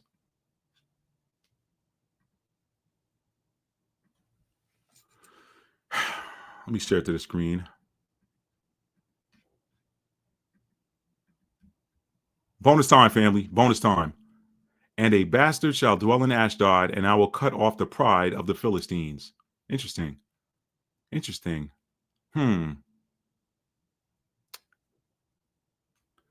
Verse 8, and I will encamp about mine house because of the army, because of him that passeth by, and because of him that returneth, and no oppressor shall pass through them any more. For now I have seen with my eyes.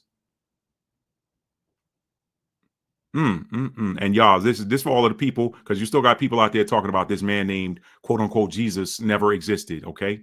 Verse 9, rejoice greatly, O daughter of Zion. Shout, O daughter of Jerusalem.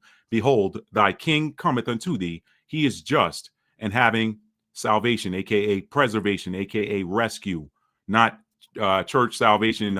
Put some anointing oil on your hand, rub it on somebody's forehead, and get them to quote Romans 10:9 and tell them they're saved. That's not what that means. Okay. And having salvation, lowly, and riding upon an ass, and upon a colt, the foal of an ass. And I will cut off the chariot from Ephraim and the horse from Jerusalem, and the battle bow shall be cut off, and he shall speak peace unto the heathen. And his dominion shall be from the sea even to the sea, and from the river even to the ends of the earth. Also for thee, by the blood of thy covenant, I have sent forth thy prisoners out of the pit wherein there is no water. All right, I'm getting off track here. Well, I'll go and look at that another day. But I just wanted to see where I'd seen that whole the bastard shall dwell in Ashdod. Y'all got to know what Ashdod is. It's, again, beautiful coastal city. And then, boom, you cut off at Gaza, and it's like the hood. You got a hood beach. And they're like, wait a minute. Why shouldn't we not own this whole coastline all the way down to Egypt? Just saying. So that's what DT trying to do. That's President DT trying to do. Yeah, we're going to take it over. We're going to put up resorts there. It's going to belong to America. I mean, like I said, Jerusalem is Washington, D.C. East, and D.C. is Jerusalem West. If you don't know, then you need to know. You got President Beanie Man and Vice President Donald Trump. That's the way it look right now. President Beanie Man. Beanie Man get whatever you want, right? And I ain't gonna turn this political. I ain't gonna turn it political. Let me keep going. Wow, he played his voice too. I never knew that. Thanks. Yeah. It was James Earl Jones. It was. Let's see. Fruits, aka Ganads. Please explain two nations. Okay, I did. Did I not explain that? Hot shot. Or hopefully, I got that in the. I got that by reading the text. Let me know. I'm gonna keep going through the comments. Well, I just watched a video and a guy found out he was from Pharaoh's lineage. He was melanated and looks like the statue. I saw that, Torah girl. I saw that. That was, in fact, I think I-24 News. They featured that. That was the guy that had the. He looked like Seti, S-E-T-I, and the name of his company is Secure Eye Technologies Inc. Very interesting story. Very interesting. Bella said, "Why does it sound like my life?" That's right, Capricorns, baby. FBA B1 duty. That's right. Capricorns is hard to stop and do nothing. No, you can't. Like I feel weird if, like, I gotta be dog tired to be okay with not doing anything. I have to be like I'm pooped. And even when I'm pooped, if I know something's got to be done, I just suck it up and I say, "All right, I got more in me. Let me get me a drink of water." All right. She said, "I applaud myself and I do nothing and rest myself." Yo, I'm with you on that. I'm with you. I am with you on that. All right. I got to watch episode 8. Yeah, it's out there, Bella. It's out there. Go check it out. Caballerian Free Name Report. Yep. Hey, I appreciate that, Jazzy. I appreciate that. Thank you for being here tonight. Thank you for the LET clarification. You got it. You got it. You got it. 'Tis the season. Shabbat Shalom, family. She said, "Yes, you're good." I got you. Okay. Thank you so much, Hot Shot. Matt, you're always on pro. Thank you, Capri. You hot tonight. You had a hot hand tonight. Bella usually had to go high hand, but it's all right. Sometimes other team members got to step up and score. So it was good. My pleasure, FBA. Thank you for being here. All right, y'all. So for those of y'all that stuck around, thank you for sticking around. I'm gonna give y'all that bonus now that I talked about. I got 2 bonuses for y'all. All right, y'all gonna love these. They're totally unrelated, but bonus number 1, I'm calling this "How to Drink in Solar Power." Remember, I told y'all in the beginning, I was doing this for a while, but I was kind of using it as a detox method. I didn't really completely understand this application of it. But think about something for a minute. Solar, the sun. Let me just skip to the point. Let me just skip to it, okay? What I learned is that when you take citrus fruit holds solar power. It does. It gets it directly from the sun. This is why I don't know if you guys have ever seen any of those videos that they put out there on social media, things like TikTok or whatever, where they'll show you like people charging devices or something, or you can see them lighting a light bulb by sticking a plug inside of a lemon with some salt or something like that. That's solar power. These certain fruits and vegetables contain solar power. So what I learned is by taking some water, clean water. I got filtered water that I get from this store or whatever, but spring water, some people swear by spring water. You got to watch your spring water brands because not all spring water is spring water. I'm just saying. So you got to watch your brands, but spring water would probably be optimal. You get your water. Some people like distilled water. Distilled water can have a purging, purifying effect. So you got to be careful with distilled water, but do your thing. Do whatever works for you. I ain't on here trying to tell nobody how to live their life. All right. Pardon me. But if you take, this is what I do. I just started doing this, y'all, and I promise you, it's literally like drinking solar power energy because I'm like, yo, I get me like a 16-ounce glass. I'll fill it up with water. I'll put about 1.5 teaspoons to 2 teaspoons of pink Himalayan sea salt. Now, other people use different sea salts.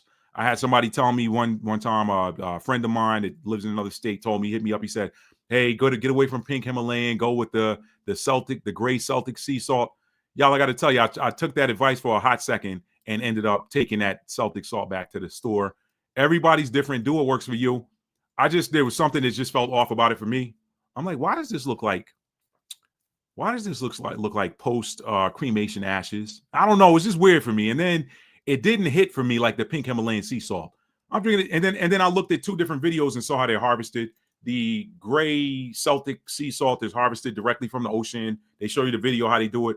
But then that pink Himalayan sea salt, they go deep into the earth to get that. So I said, maybe that's why that works better for me. I'm an earth sign, whatever. But those pink crystals, they knock these big old giant crystals out that is crystallized, pink crystallized salt.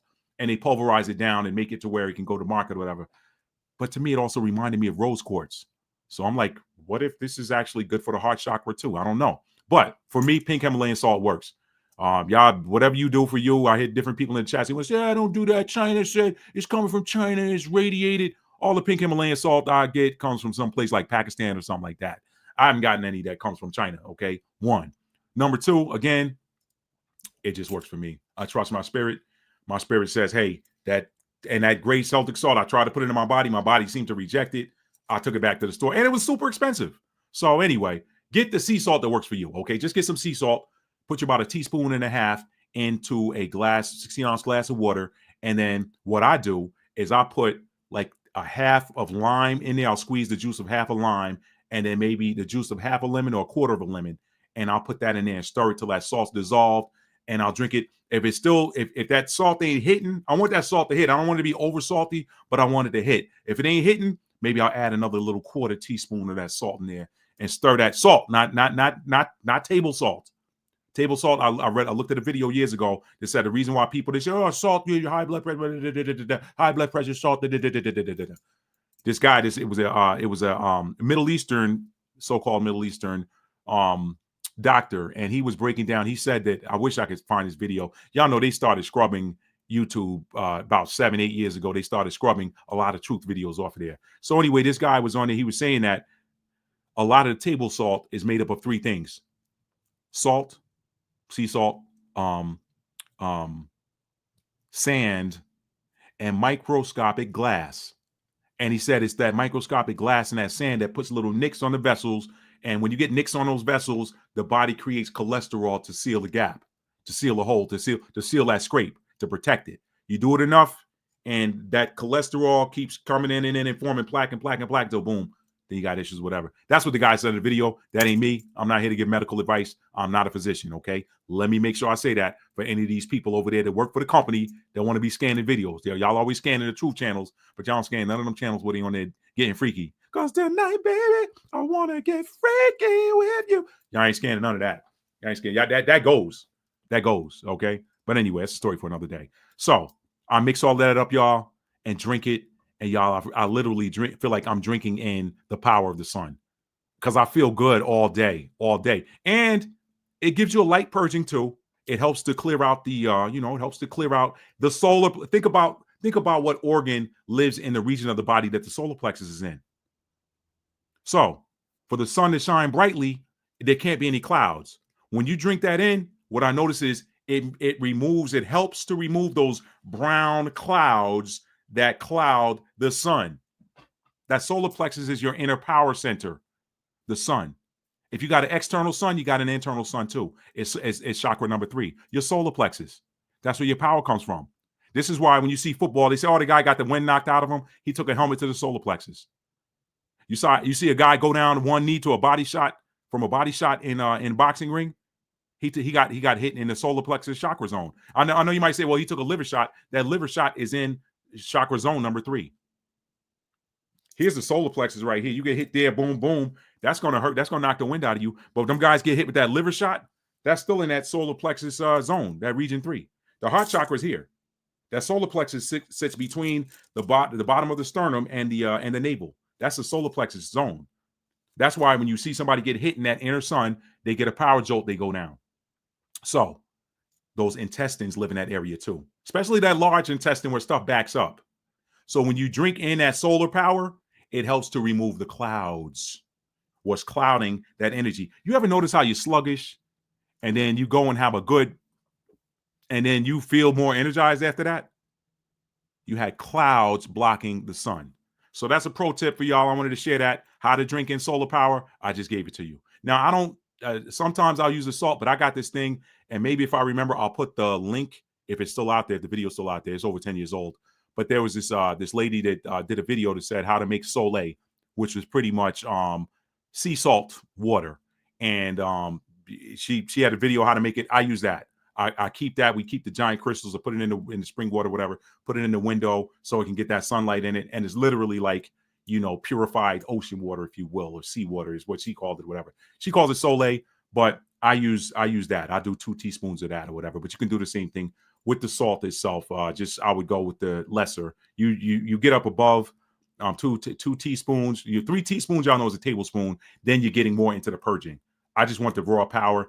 And now I've gotten to where for me to be hydrated, that I got to put a little bit of sea salt in my water because it's like it absorbs better when you put salt in. You got salt in your body. Okay. So a lot of times when you see people getting cramps in sports, especially in the summer, I play a lot of tennis.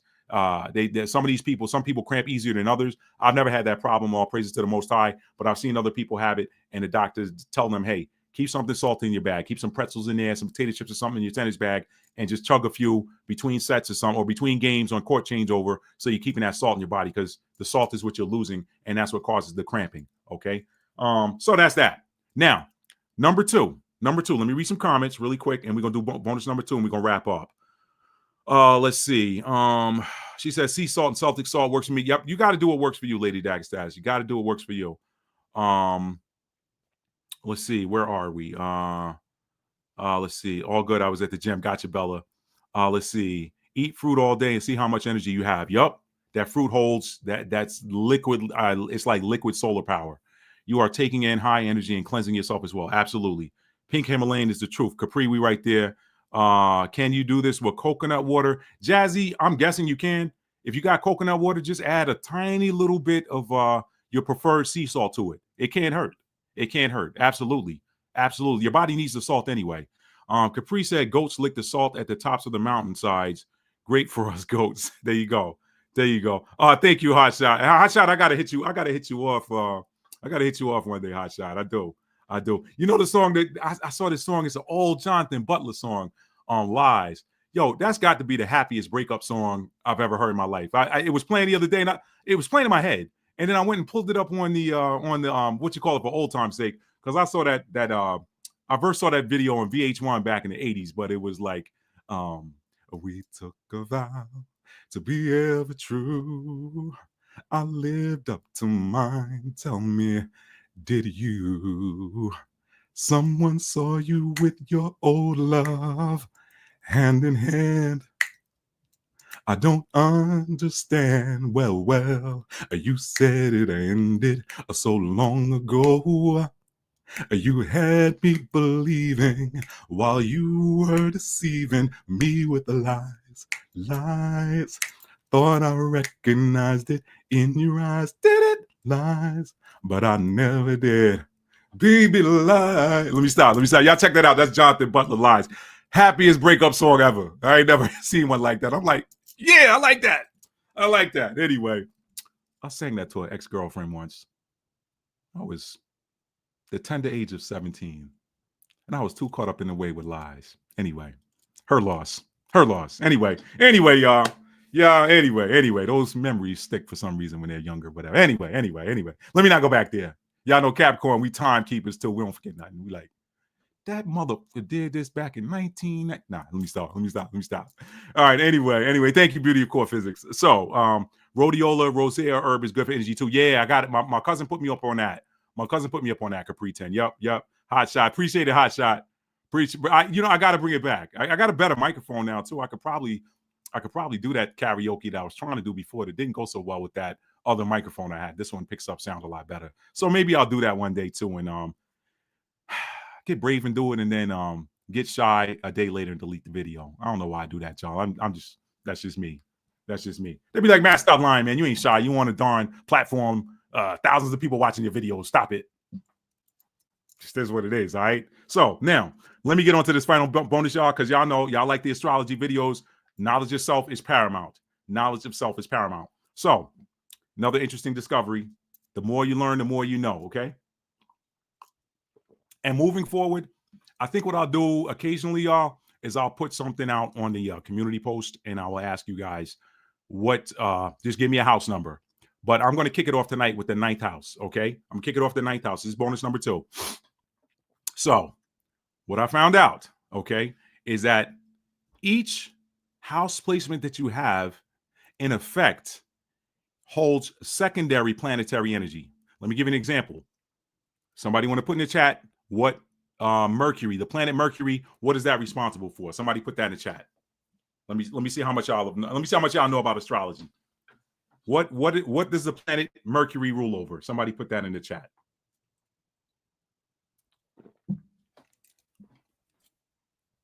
Baby lies. Wish I could have seen it in your eyes. But I was too caught up in your way with lies. Someone calls at the strangest of times.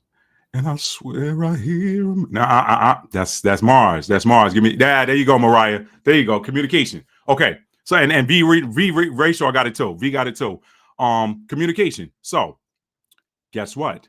The third house. That's correct. Beauty of core physics. The third house is the planetary ruler of the third house at the highest level, naturally speaking, is Mercury. So the third house rules over communication as well. Remember, I said you got the Most High at the top.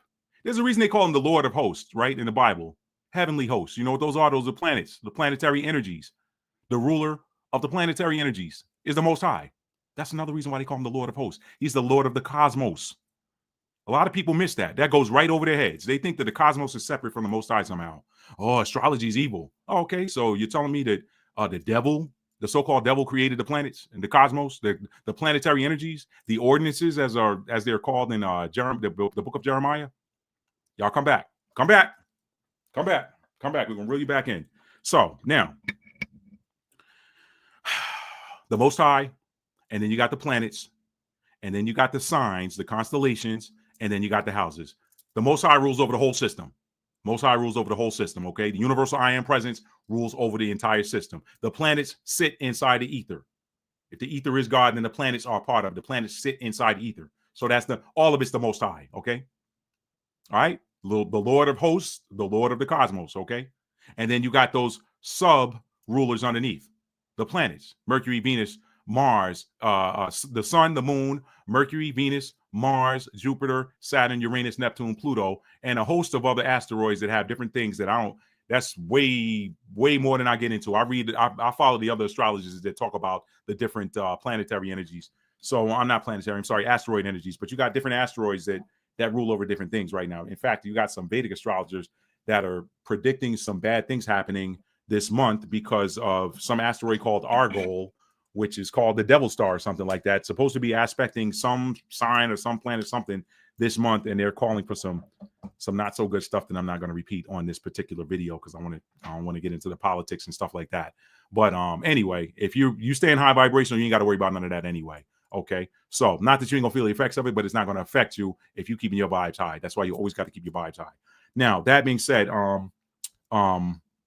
yeah, the Most High, the planets rule over the constellations or the signs rule over the houses, and the houses govern different areas of life. These different areas of life are different areas of life that we move through. So that being said, the number I chose for tonight, since we're in a 9 year, is the number 9. Okay, so this is bonus number 2, final bonus before we end the live stream. The number 9, the 9th house. Does anybody want to put in the chat? I'm saying how sharp y'all are. What is the natural planetary? Tell me in the chat what sign rules over the 9th house and what planet rules over that sign. Somebody put that in the chat for me. What sign rules over the 9th house and what planet rules over that sign? Somebody put that in the chat.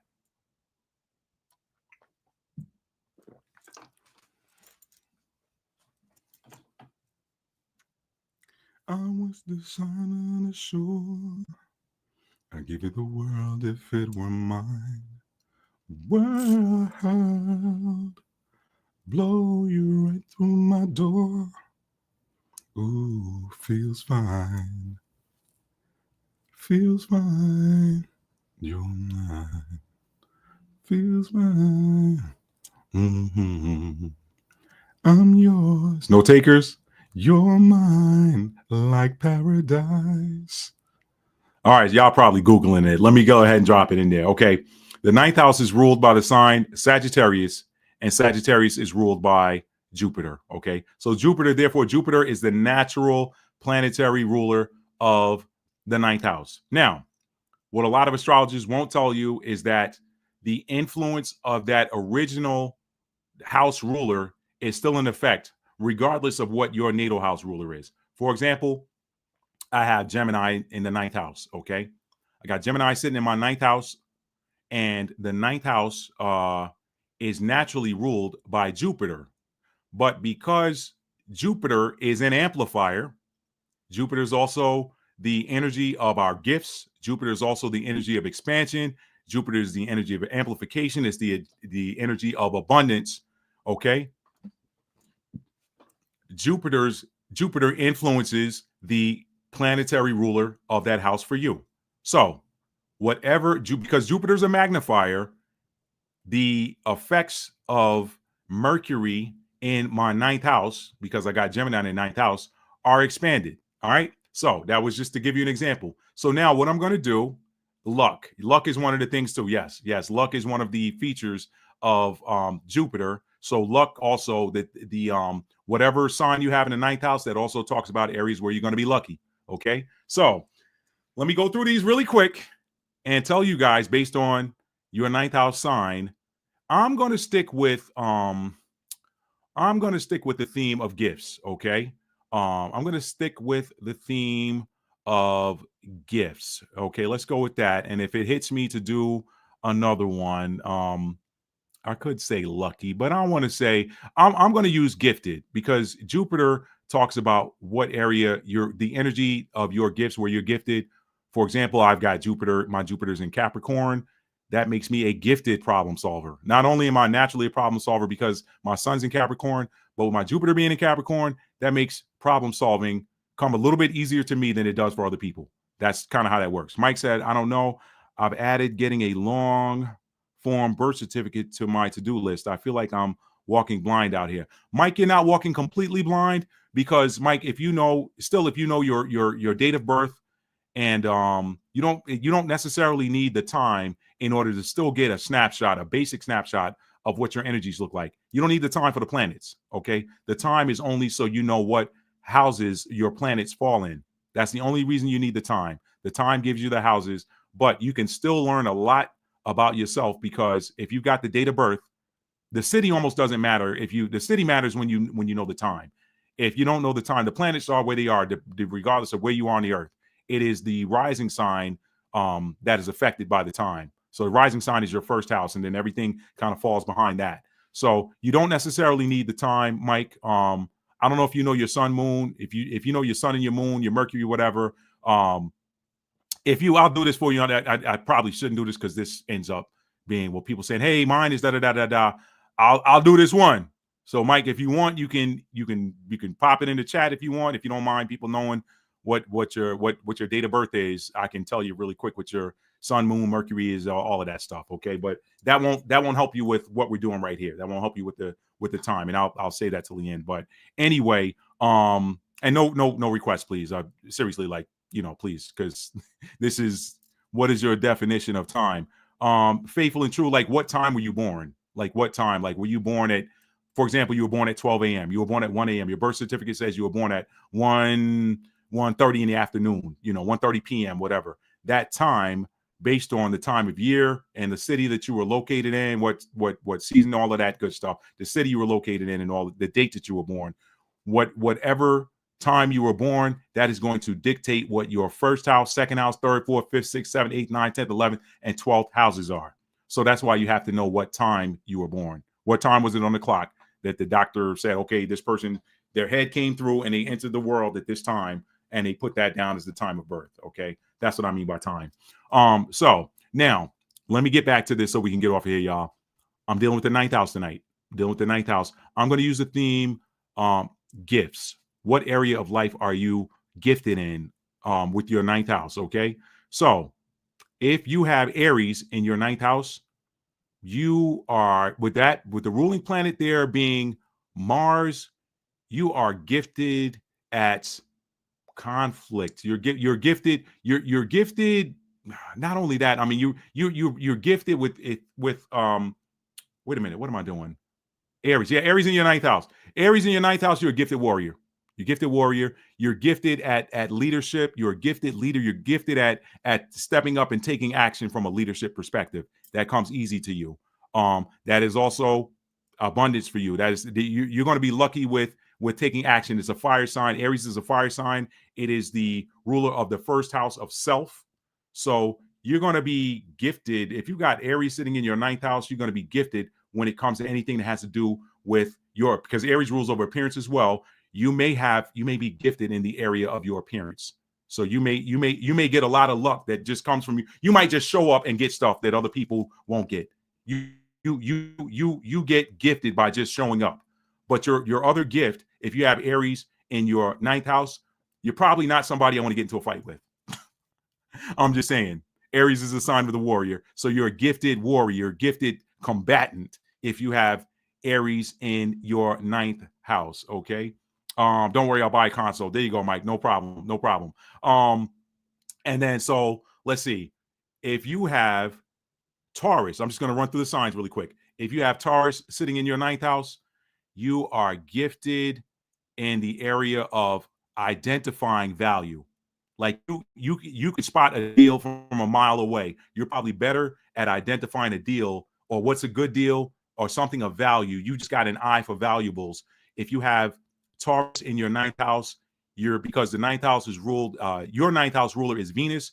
You are probably gifted with grace, elegance, and beauty.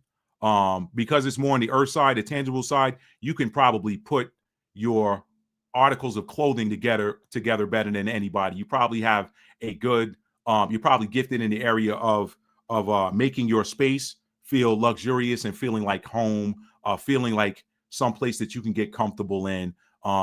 You're gifted at, you're just, it's Venusian energy. If you got your ninth house ruler is Venus, so you're going to be gifted with beauty, elegance, grace, all things Venusian.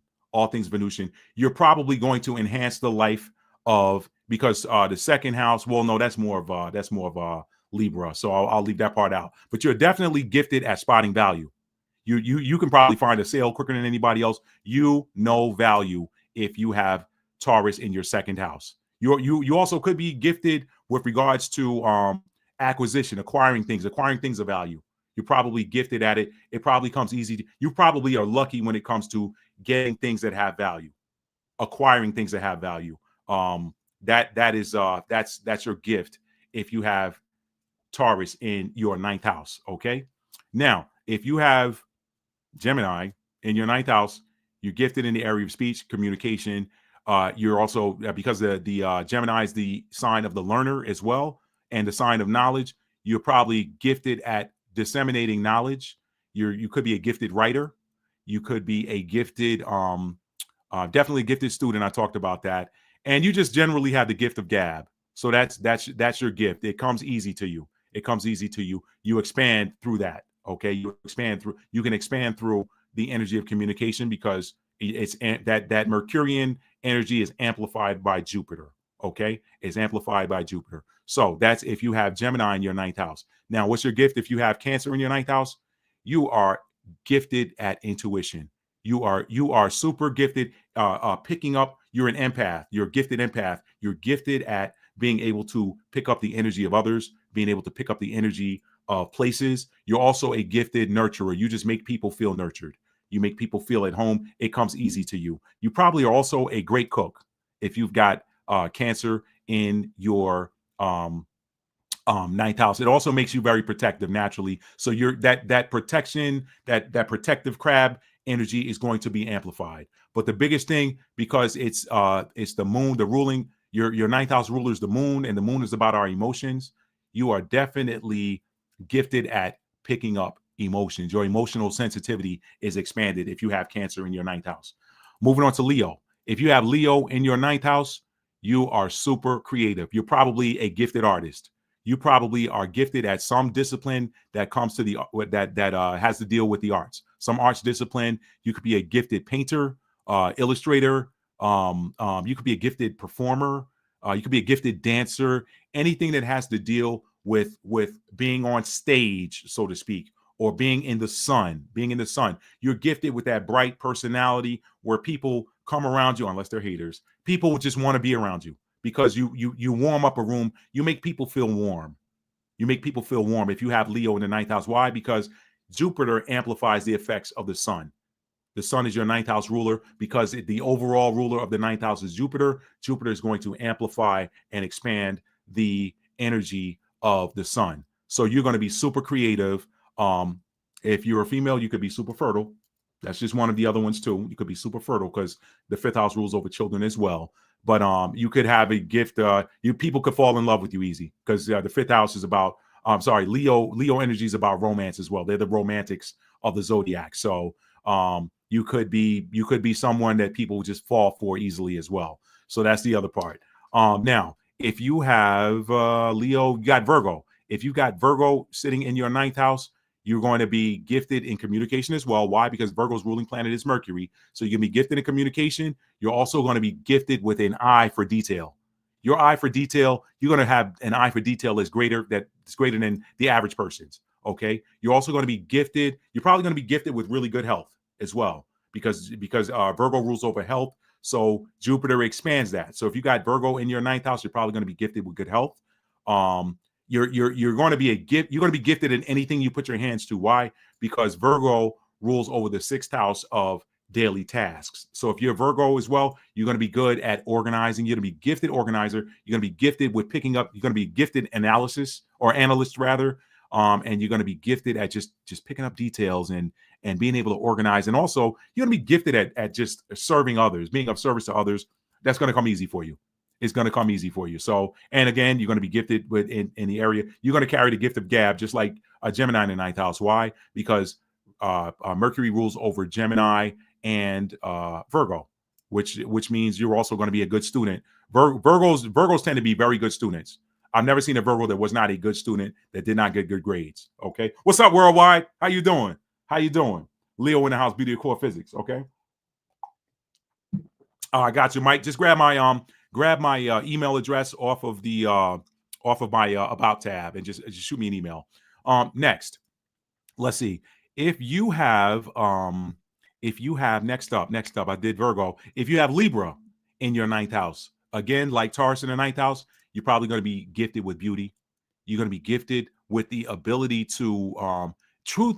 The ability to get to the truth is going to be that's going to be a gift of yours too. Why? Because Libra rules over the seventh house of Libra is the sign of truth, justice, that sort of thing. But you're really going to be gifted at making things harmonious. Libra rules over harmony and balance, and you're going to be really gifted at Libra's an air sign that has to deal with communication. So you're going to be gifted it's a cardinal air sign. You're going to be gifted at taking the lead in the area of communication. But the biggest theme for me with Libra in the ninth house is you're going to be gifted with these Venusian properties. You're going to be the effects of Jupiter are going to amplify the effects of Venus, which is going to be a ninth house ruler, and you're going to be big with love. You're going to be big with partnership. Like partnership is going to come easy to you. Partnership is going to come easy to you. You're gonna just relationships for you. I'm not saying that you're going to have easy relationships because you could attract somebody that is not savory. You may, depending on where you are in life or what karmic debts you may have had to come here pay, whatever. But relationships, by and large, your ability to manage yourself in a relationship is a gift. Okay. But even more so than that, you're going to be gifted with this Venusian energy. You may have a gifted voice. You may have a soothing voice. You may have you're going to definitely be gifted with beauty. If you got Venus in your ninth house, you're going to be gifted. Beauty is your gift. Partnership is your gift. The ability to work well with others is going to be a gift for you. And that some of that's 11th house as well, but 11th house is more with groups versus one-to-one partnerships that you see with the 7th house energy. Libra rules over the 7th house of partnership, so that's gonna come very easy to you. And just the ability to balance things out and to be fair and just, that is a gift of yours. You're going to be able to do it a little bit better than anybody else that would have a different sign in the ninth house if you have Libra in the ninth. If you have Scorpio in the ninth house, you're going to be extremely magnetic. Jupiter is going to amplify the effects of Pluto and Mars because you got co-rulers there of the sign of Scorpio. So Jupiter is going to amplify those effects. You could, if you've got Jupiter, if you got Scorpio in your ninth house, you could be gifted at the Sacred Energy Exchange. That could be a gift of yours. You be careful of who you get with. If you got Scorpio in the ninth house, because they probably not going to want to leave you alone. That's a gift of yours.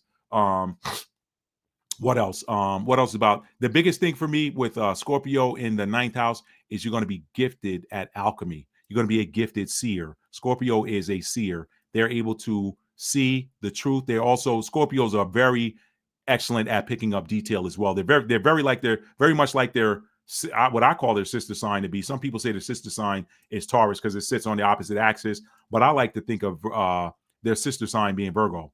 One of them is the detective, the other one is the analyst, but both of them kind of swap roles sometimes. So you're going to be gifted if you've got Scorpio in your ninth house at picking up details, transforming. You're going to have the gift. The other thing is nothing will be able to keep you down. Scorpio is a sign of regeneration. So you get knocked down, you're going to get back up a lot easier than other Scorpio placements throughout the 12 house system. It's just going to come so super easy for you. But one of the biggest things is you're going to be extremely magnetic. Scorpio energy magnetizes to itself. Why? Because Scorpio magnetizes so that it alchemizes. They magnetize to alchemize. That's what Scorpios do. They can change something from one base form to another. They literally are the energy alchemist of the zodiac, and they're also extremely gifted seers. So if you've got Scorpio sitting in your ninth house, it's almost like having a Jupiter in Scorpio. You're going to be a very gifted seer. You're going to be it's super energy. It's a superpower. It's a superpower. If you've got Sagittarius in your ninth house, you're right at home. You're right at home. The ninth house is ruled by Sagittarius. So if you're ninth house Sagittarius, you're right at home. Everything you touch is going to turn to gold. Everything you touch turns to gold. You're going to be a gifted teacher if you have Sagittarius in your ninth house. Your teaching is going to come easy to you. People are going to want to listen. People are going to want to hear you. Sag. What's the root word in Sagittarius? Sage. Sagittarius. A sage is a wise person. So someone that has Sagittarius in their ninth house is going to be seen as extremely wise, and people are going to want to hear whatever it is that you got to say. You're going to be gifted at it. You're also going to be gifted at the ability you're going to be gifted with dealing with people who are not from where you're from. Foreigners. The ninth house rules over foreign relations. So you're going to be extremely gifted at dealing with foreigners, more gifted at dealing with foreigners than people with other placements. That's if you have Sagittarius in your ninth house. So you also may be gifted at finding good travel deals and that sort of thing, because Sagittarius likes to travel. It's the sign of the traveler, the explorer, the hunter, all of that good stuff. That's Sagittarius energy. Now, if you have Capricorn in your ninth house, you're going to be a super gifted achiever. Super gifted. That's like having Jupiter in Capricorn. You're going to be super gifted at achievement. You're going to be a super gifted problem solver. People are going to come for you when they need help with something because they just know that somehow you always have the answer, or somehow you're always able to provide a solution for them. You just are gifted at figuring it out. Capricorns figure it out anyway, but if you got Capricorn sitting in your ninth house, which is ruled by Jupiter, Jupiter is going to amplify those effects. Now, the ruling planet of Capricorn is Saturn, so it could also amplify your sternness. You could be someone who's considered more stern than others. You could be someone who's considered more serious than others, unless you got other placements that offset that. But you're going to be very gifted at management, managerial tasks, providing order, leadership. You're going to be a very gifted leader, and you're just going to be super gifted at getting things done. That's if you have Capricorn, and you're going any career you ever find yourself in, you're going to be considered lucky when it comes to career. How'd that person get that job? How did they get that? Wow. Capricorn rules over the 10th house of career. So you got Capricorn sitting in your ninth house. You are definitely going to be gifted. And you're gonna seem like somebody who's lucky when it comes to jobs and careers and stuff like that. You'll be like, man, that person landed a great job. Okay. Now, if you have, and I got some stories I can share with you guys on that, because I've been, good gosh, I can share one with you right now. Now, I'm not a 10th house, I'm not a ninth house Capricorn, but the ninth house is traditionally ruled by Jupiter. I'm a Jupiter in Capricorn. Every job that I've ever had, especially getting out of the army, now that I come to think of it, I've ended up in some lucky roles when I was in the army. When I got out of the army, and my first job at working at the ER, I got a job that people have been applying for, and the hiring manager didn't like any of the people. I walked in the door. As soon as I got in there and closed her office door and sat down, I talked to her about 2-3 minutes. She was like, okay, you can stop now. You got the job. She said, I'm going to keep you in here a little bit longer to make it look like, to them, don't say anything to anybody out there. I want to make it look like this is a tough interview. When you leave my office, don't leave with a smile on your face or anything like that. Just keep a natural look. Maybe wave goodbye and I don't want to tip them off. She said, but you're my guy. I was like, wow. She said, yeah, they're going to be mad because they all had their picks of who they wanted this nurse tech job to go to, but you're my pick. I just walked into it, right? Walked into a great career at the tech giants, the tech mecca of the world, all of that. So that's just, if you got, I had to stop and give you those examples because I'm a Jupiter and Capricorn, and that's the same as having, almost the same as having Capricorn in your ninth house. Now, Aquarius, if you have Aquarius sitting in your ninth house, that is going to expand your energy. As I mean, if they think somebody's a rebel, you're really they're gonna be like, look, you that person right there is the rebel, but you're also going to be super gifted at interacting with groups. You're going to be, that's going to make you a Superman or Superwoman champion for causes, for other, and it's going to come easy to it. You're going to find yourself again finding lucky inclusion in different organizations and groups. They want you there. They want your energy there. You're going to be super gifted at innovation. If you got Aquarius sitting in your ninth house, it's going to make you super gifted. Innovation is going to come easy to you. When it's time to change up, switch it up, come up with something new, make something better, make something work better, make something better than it was before. It sits opposite, Aquarius sits opposite Leo. Leo is the creator. Aquarius is the innovator. Leo creates from scratch. Aquarius takes what Leo created and makes it better. That's kind of how that works. That's kind of how that works. So you're going to be super gifted at it. It's also going to be the effects of Uranus are going to be amplified. So it could make you even more powerful with sudden, out of the blue, unexpected activity or changes or anything of that nature. That's all Uranian information. That's all Uranian. So it could also make you be extra eclectic. People might look at you and be like, that person's really eclectic. That's if you got Aquarius sitting in your ninth house. And finally, if you have Pisces sitting in your ninth house, ruling Pisces, ruling planet of Pisces is Neptune. You're going to dream big, and you're going to your visions are going to be bigger. Your dreams, your hopes, your ability to bring those into manifestation and reality are going to be a lot. It's going to come easy to you. Anything that you can dream of that you want to appear, you're going to be a little bit more gifted at it than any of the other signs. Now, Scorpio in the ninth house as well. That is a manifestor too. Scorpio's manifest as well. It's ruled by the eighth house, and even the number 8. Like if you talk about a life path 8, they're about manifestation too. But I don't think anybody does it better than Pisces. Why? Because Pisces is the rule of the 12th house, and the 12th house is the bridge between the ether and the physical, the bridge between the non-physical and the physical. So the bridge between the imagination and the material. So with Neptune being your ninth house ruler, Jupiter is going to amplify the effects of that, and it's going to make you dream bigger. It's going to make you. It's also, you got to be careful to keep your vibrations high because it can make you a little bit more delusional if you're in that low vibrational energy. Because remember, Neptune's a trickster as well. Neptune is good when it's up there in the higher depths of the ocean, but when you get in those lower depths where it's darker, Neptune can play tricks on you. So you got to keep your emotions in that high vibrational range. But you're going to be very gifted at spiritual and intuition as well as being psychic. Okay. You got intuition if you got Scorpio in that ninth house. You got intuition if you got Cancer in the ninth house. But Pisces in the ninth house is going to make you super psychic, super spiritual.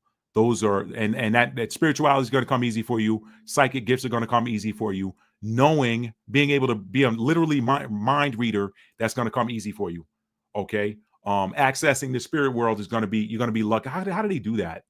Like there's some super gifted psychics that have Pisces in their ninth house, because the ninth house traditionally is ruled by Jupiter, and Jupiter amplifies the effects of any other planetary ruler of the ninth house. So that's my bonus that I had for you guys for tonight. I'm done with everything there. FBA, okay, all right. Is that Army? Okay, you Army vet too? What's up there? All right, y'all. So that's all I got for you tonight. Thank you guys. I've gone through all of the comments. You guys have been amazing tonight. I tried to keep it under 2 hours, but I wanted to give you guys some bonus information. I hope you enjoyed this. The key for me tonight, the key takeaway for me that I wanted to convey to you all is that destiny swapping is impossible. It is impossible for someone to take your destiny because of Isaiah 55:11. Let me bring that up one more time on the way out. Okay. So Esau, as bad as he was, he could not take that which was not his. If it's yours, you're going to get it sooner or later. Okay. Don't let anybody delay you. The thing you do not want to do is delay and end up having to do it all over again. That part would suck. Okay. That part, that's the worst. That's the worst. Nobody can steal your destiny, but they can damn sure delay you if you let them. Okay.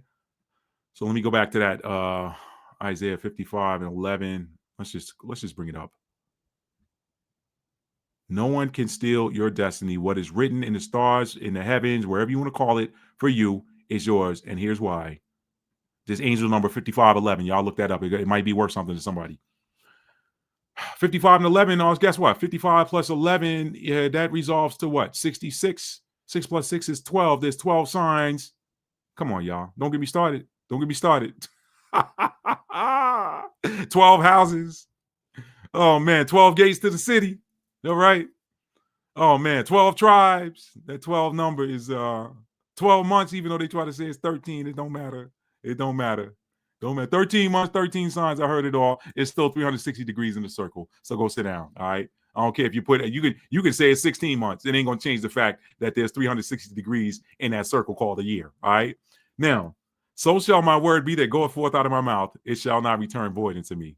It shall not return unto me void, but it shall accomplish that which I please, and it shall prosper in the thing whereunto I sent it. What was the word that came out of his mouth? Jacob have I loved, Esau have I hated. What was the word that came forth out of his mouth? The greater shall serve the younger. The greater, all this time they've been running around thinking they doing something, they still working for the younger. Even though the younger look like they're under their thumb. I told y'all Trading Places is that was prophecy.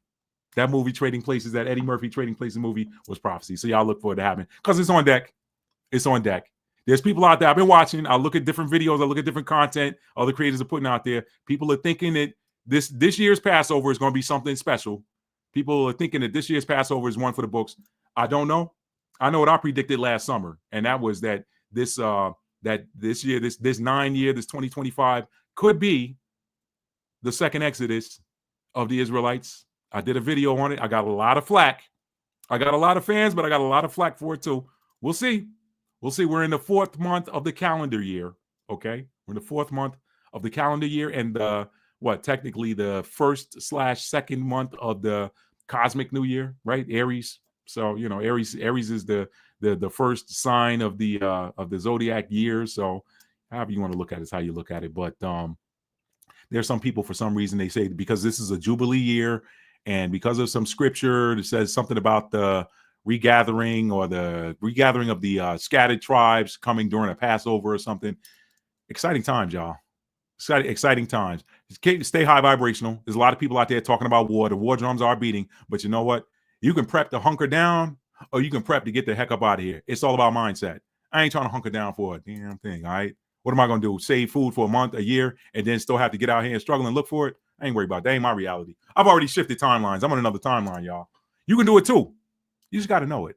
Just got to know it. I told you, we talked about this. I don't want to redo it. I talked about this in a number of different videos. If you don't like what's playing on this channel, change the channel, right? There is a version of you. If you desire something that has not been manifest yet in your life, it's because that version of you already exists.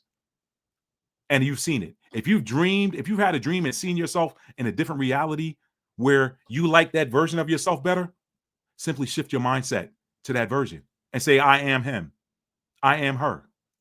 Shift to that mindset and watch how things start moving around in your life. If you're stuck, it's because you won't change the channel. Get up and change the channel. Get up and change the channel. There's a version of you playing on a whole different frequency that has everything that it is that you desire. That's why you desire it. That is you trying to come in alignment with that higher version of you. I'm there. I made the conscious decision to shift timelines. That was part of the haircut. Okay. All right, family. You guys have been amazing tonight. Thank you for joining, and thank you for journeying through this with me. Thank you for those of you that I started late tonight. Capricorning, it is what it is. But thank you guys for sticking around and watching this video tonight. I truly appreciate each and every one of you. If you are new to this channel and you enjoy being entertained, educated, uplifted, and inspired, be sure you hit that subscribe button and set the notification bell to all so you'll be notified when I upload new content or go live. All right. Make sure it's set to all because they trick on this channel for some reason. The platform doesn't like truth channels for some reason. I don't know why. I guess I kind of do know why, but anyway.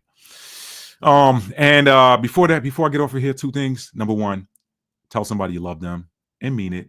How do you mean it? You show it. It's real simple. Have you ever had anybody tell you they love you, but they don't show it? Like, what good is that? What is that? What is that worth? You keep that to yourself, right? Tell somebody you love them. And if you don't tell them, if you show them, they'll still feel it. So you really want to convey love, you got to show love, all right? Show it. All right? Love is a verb. It's a noun as well. Everybody wants that state of being. Love is the noun form of love is the state of being. Oh, I'm in love. Oh, I love. Love is all about love abounds. Love and lights. That's the noun version. If you work on the verb version, the noun version always takes care of itself. All right? All right? If you want food, you got to cook first, right? You got to get the food and then cook it, all right? If you want there to be love, you got to show love, all right? You show love, then there'll be love. And last but not least, y'all, this is my theme for 2025. You will never reach your destiny unless you are operating in the energy of authenticity. You have to be 100% authentic. If you're not 100% authentic, firing on all cylinders of authenticity, how are you going to bring your lower self in alignment with your higher self? Your higher self is you. Your higher self is completely authentic. Your higher self is the highest version of you available. But if you are not operating, if your lower self is not operating in the energy of authenticity, you're not going to come into alignment with your higher self. So be authentic. Don't worry about who's going to be offended. Nobody else's name is on your paper when you turn in your paper at school, is it? That's your paper. Sometimes people have joint projects. Yeah, we know that. Life is the same way. Sometimes you have joint projects with other souls, okay? But by and large, you still have your own. Like if you go to school, guess what?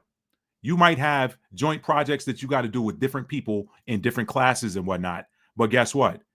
The strength of what somebody else did on that project is not going to pass you to the next grade because you got other stuff you got to do. So you might get a passing grade in that joint project and get an F in them other solos. And guess what? You got to come back and repeat that grade, right? Don't let that be you in life. Don't let that be you. Knock your out the park. Your name is on your paper. All right. That is your name. You got to turn it in at the end of the day. All right. You want to pass. And y'all, the way the earth is feeling right now, it's feeling like senioritis right now. I don't think it's just me. It's feeling like senioritis. What is senioritis? Senioritis is about this time of year, your senior year in high school. It's around that March, April time, April and May time frame, that senior year in high school. You like, man, God, the end of this school year can't get here fast enough. I'm ready to get out of here. I done been in K-12 for how long? I'm ready to get the fuck up out of here. This is senioritis. Anybody else feeling senioritis? But put a hand up in the chat if you're feeling senioritis. I've been feeling senioritis for a minute. Look, they can end this tomorrow. I could care less. They can end it tomorrow. I'm ready for it to be over with. All right. So this is where we are, y'all. Finish strong. Finish strong. Where my track people out there? Where my track and field people out there? You know, you gotta. I don't care how hard you run that race. If it's 400 meters, 800 meters, 10,000 meters, whatever. Okay, you running a mile, whatever. If you don't finish strong, what good was you running the first 3 quarters of that race? Fine, if you don't finish strong. Finish strong, baby. Finish strong. Finish strong. That's all I got, family. Thank you to everybody who joined here tonight.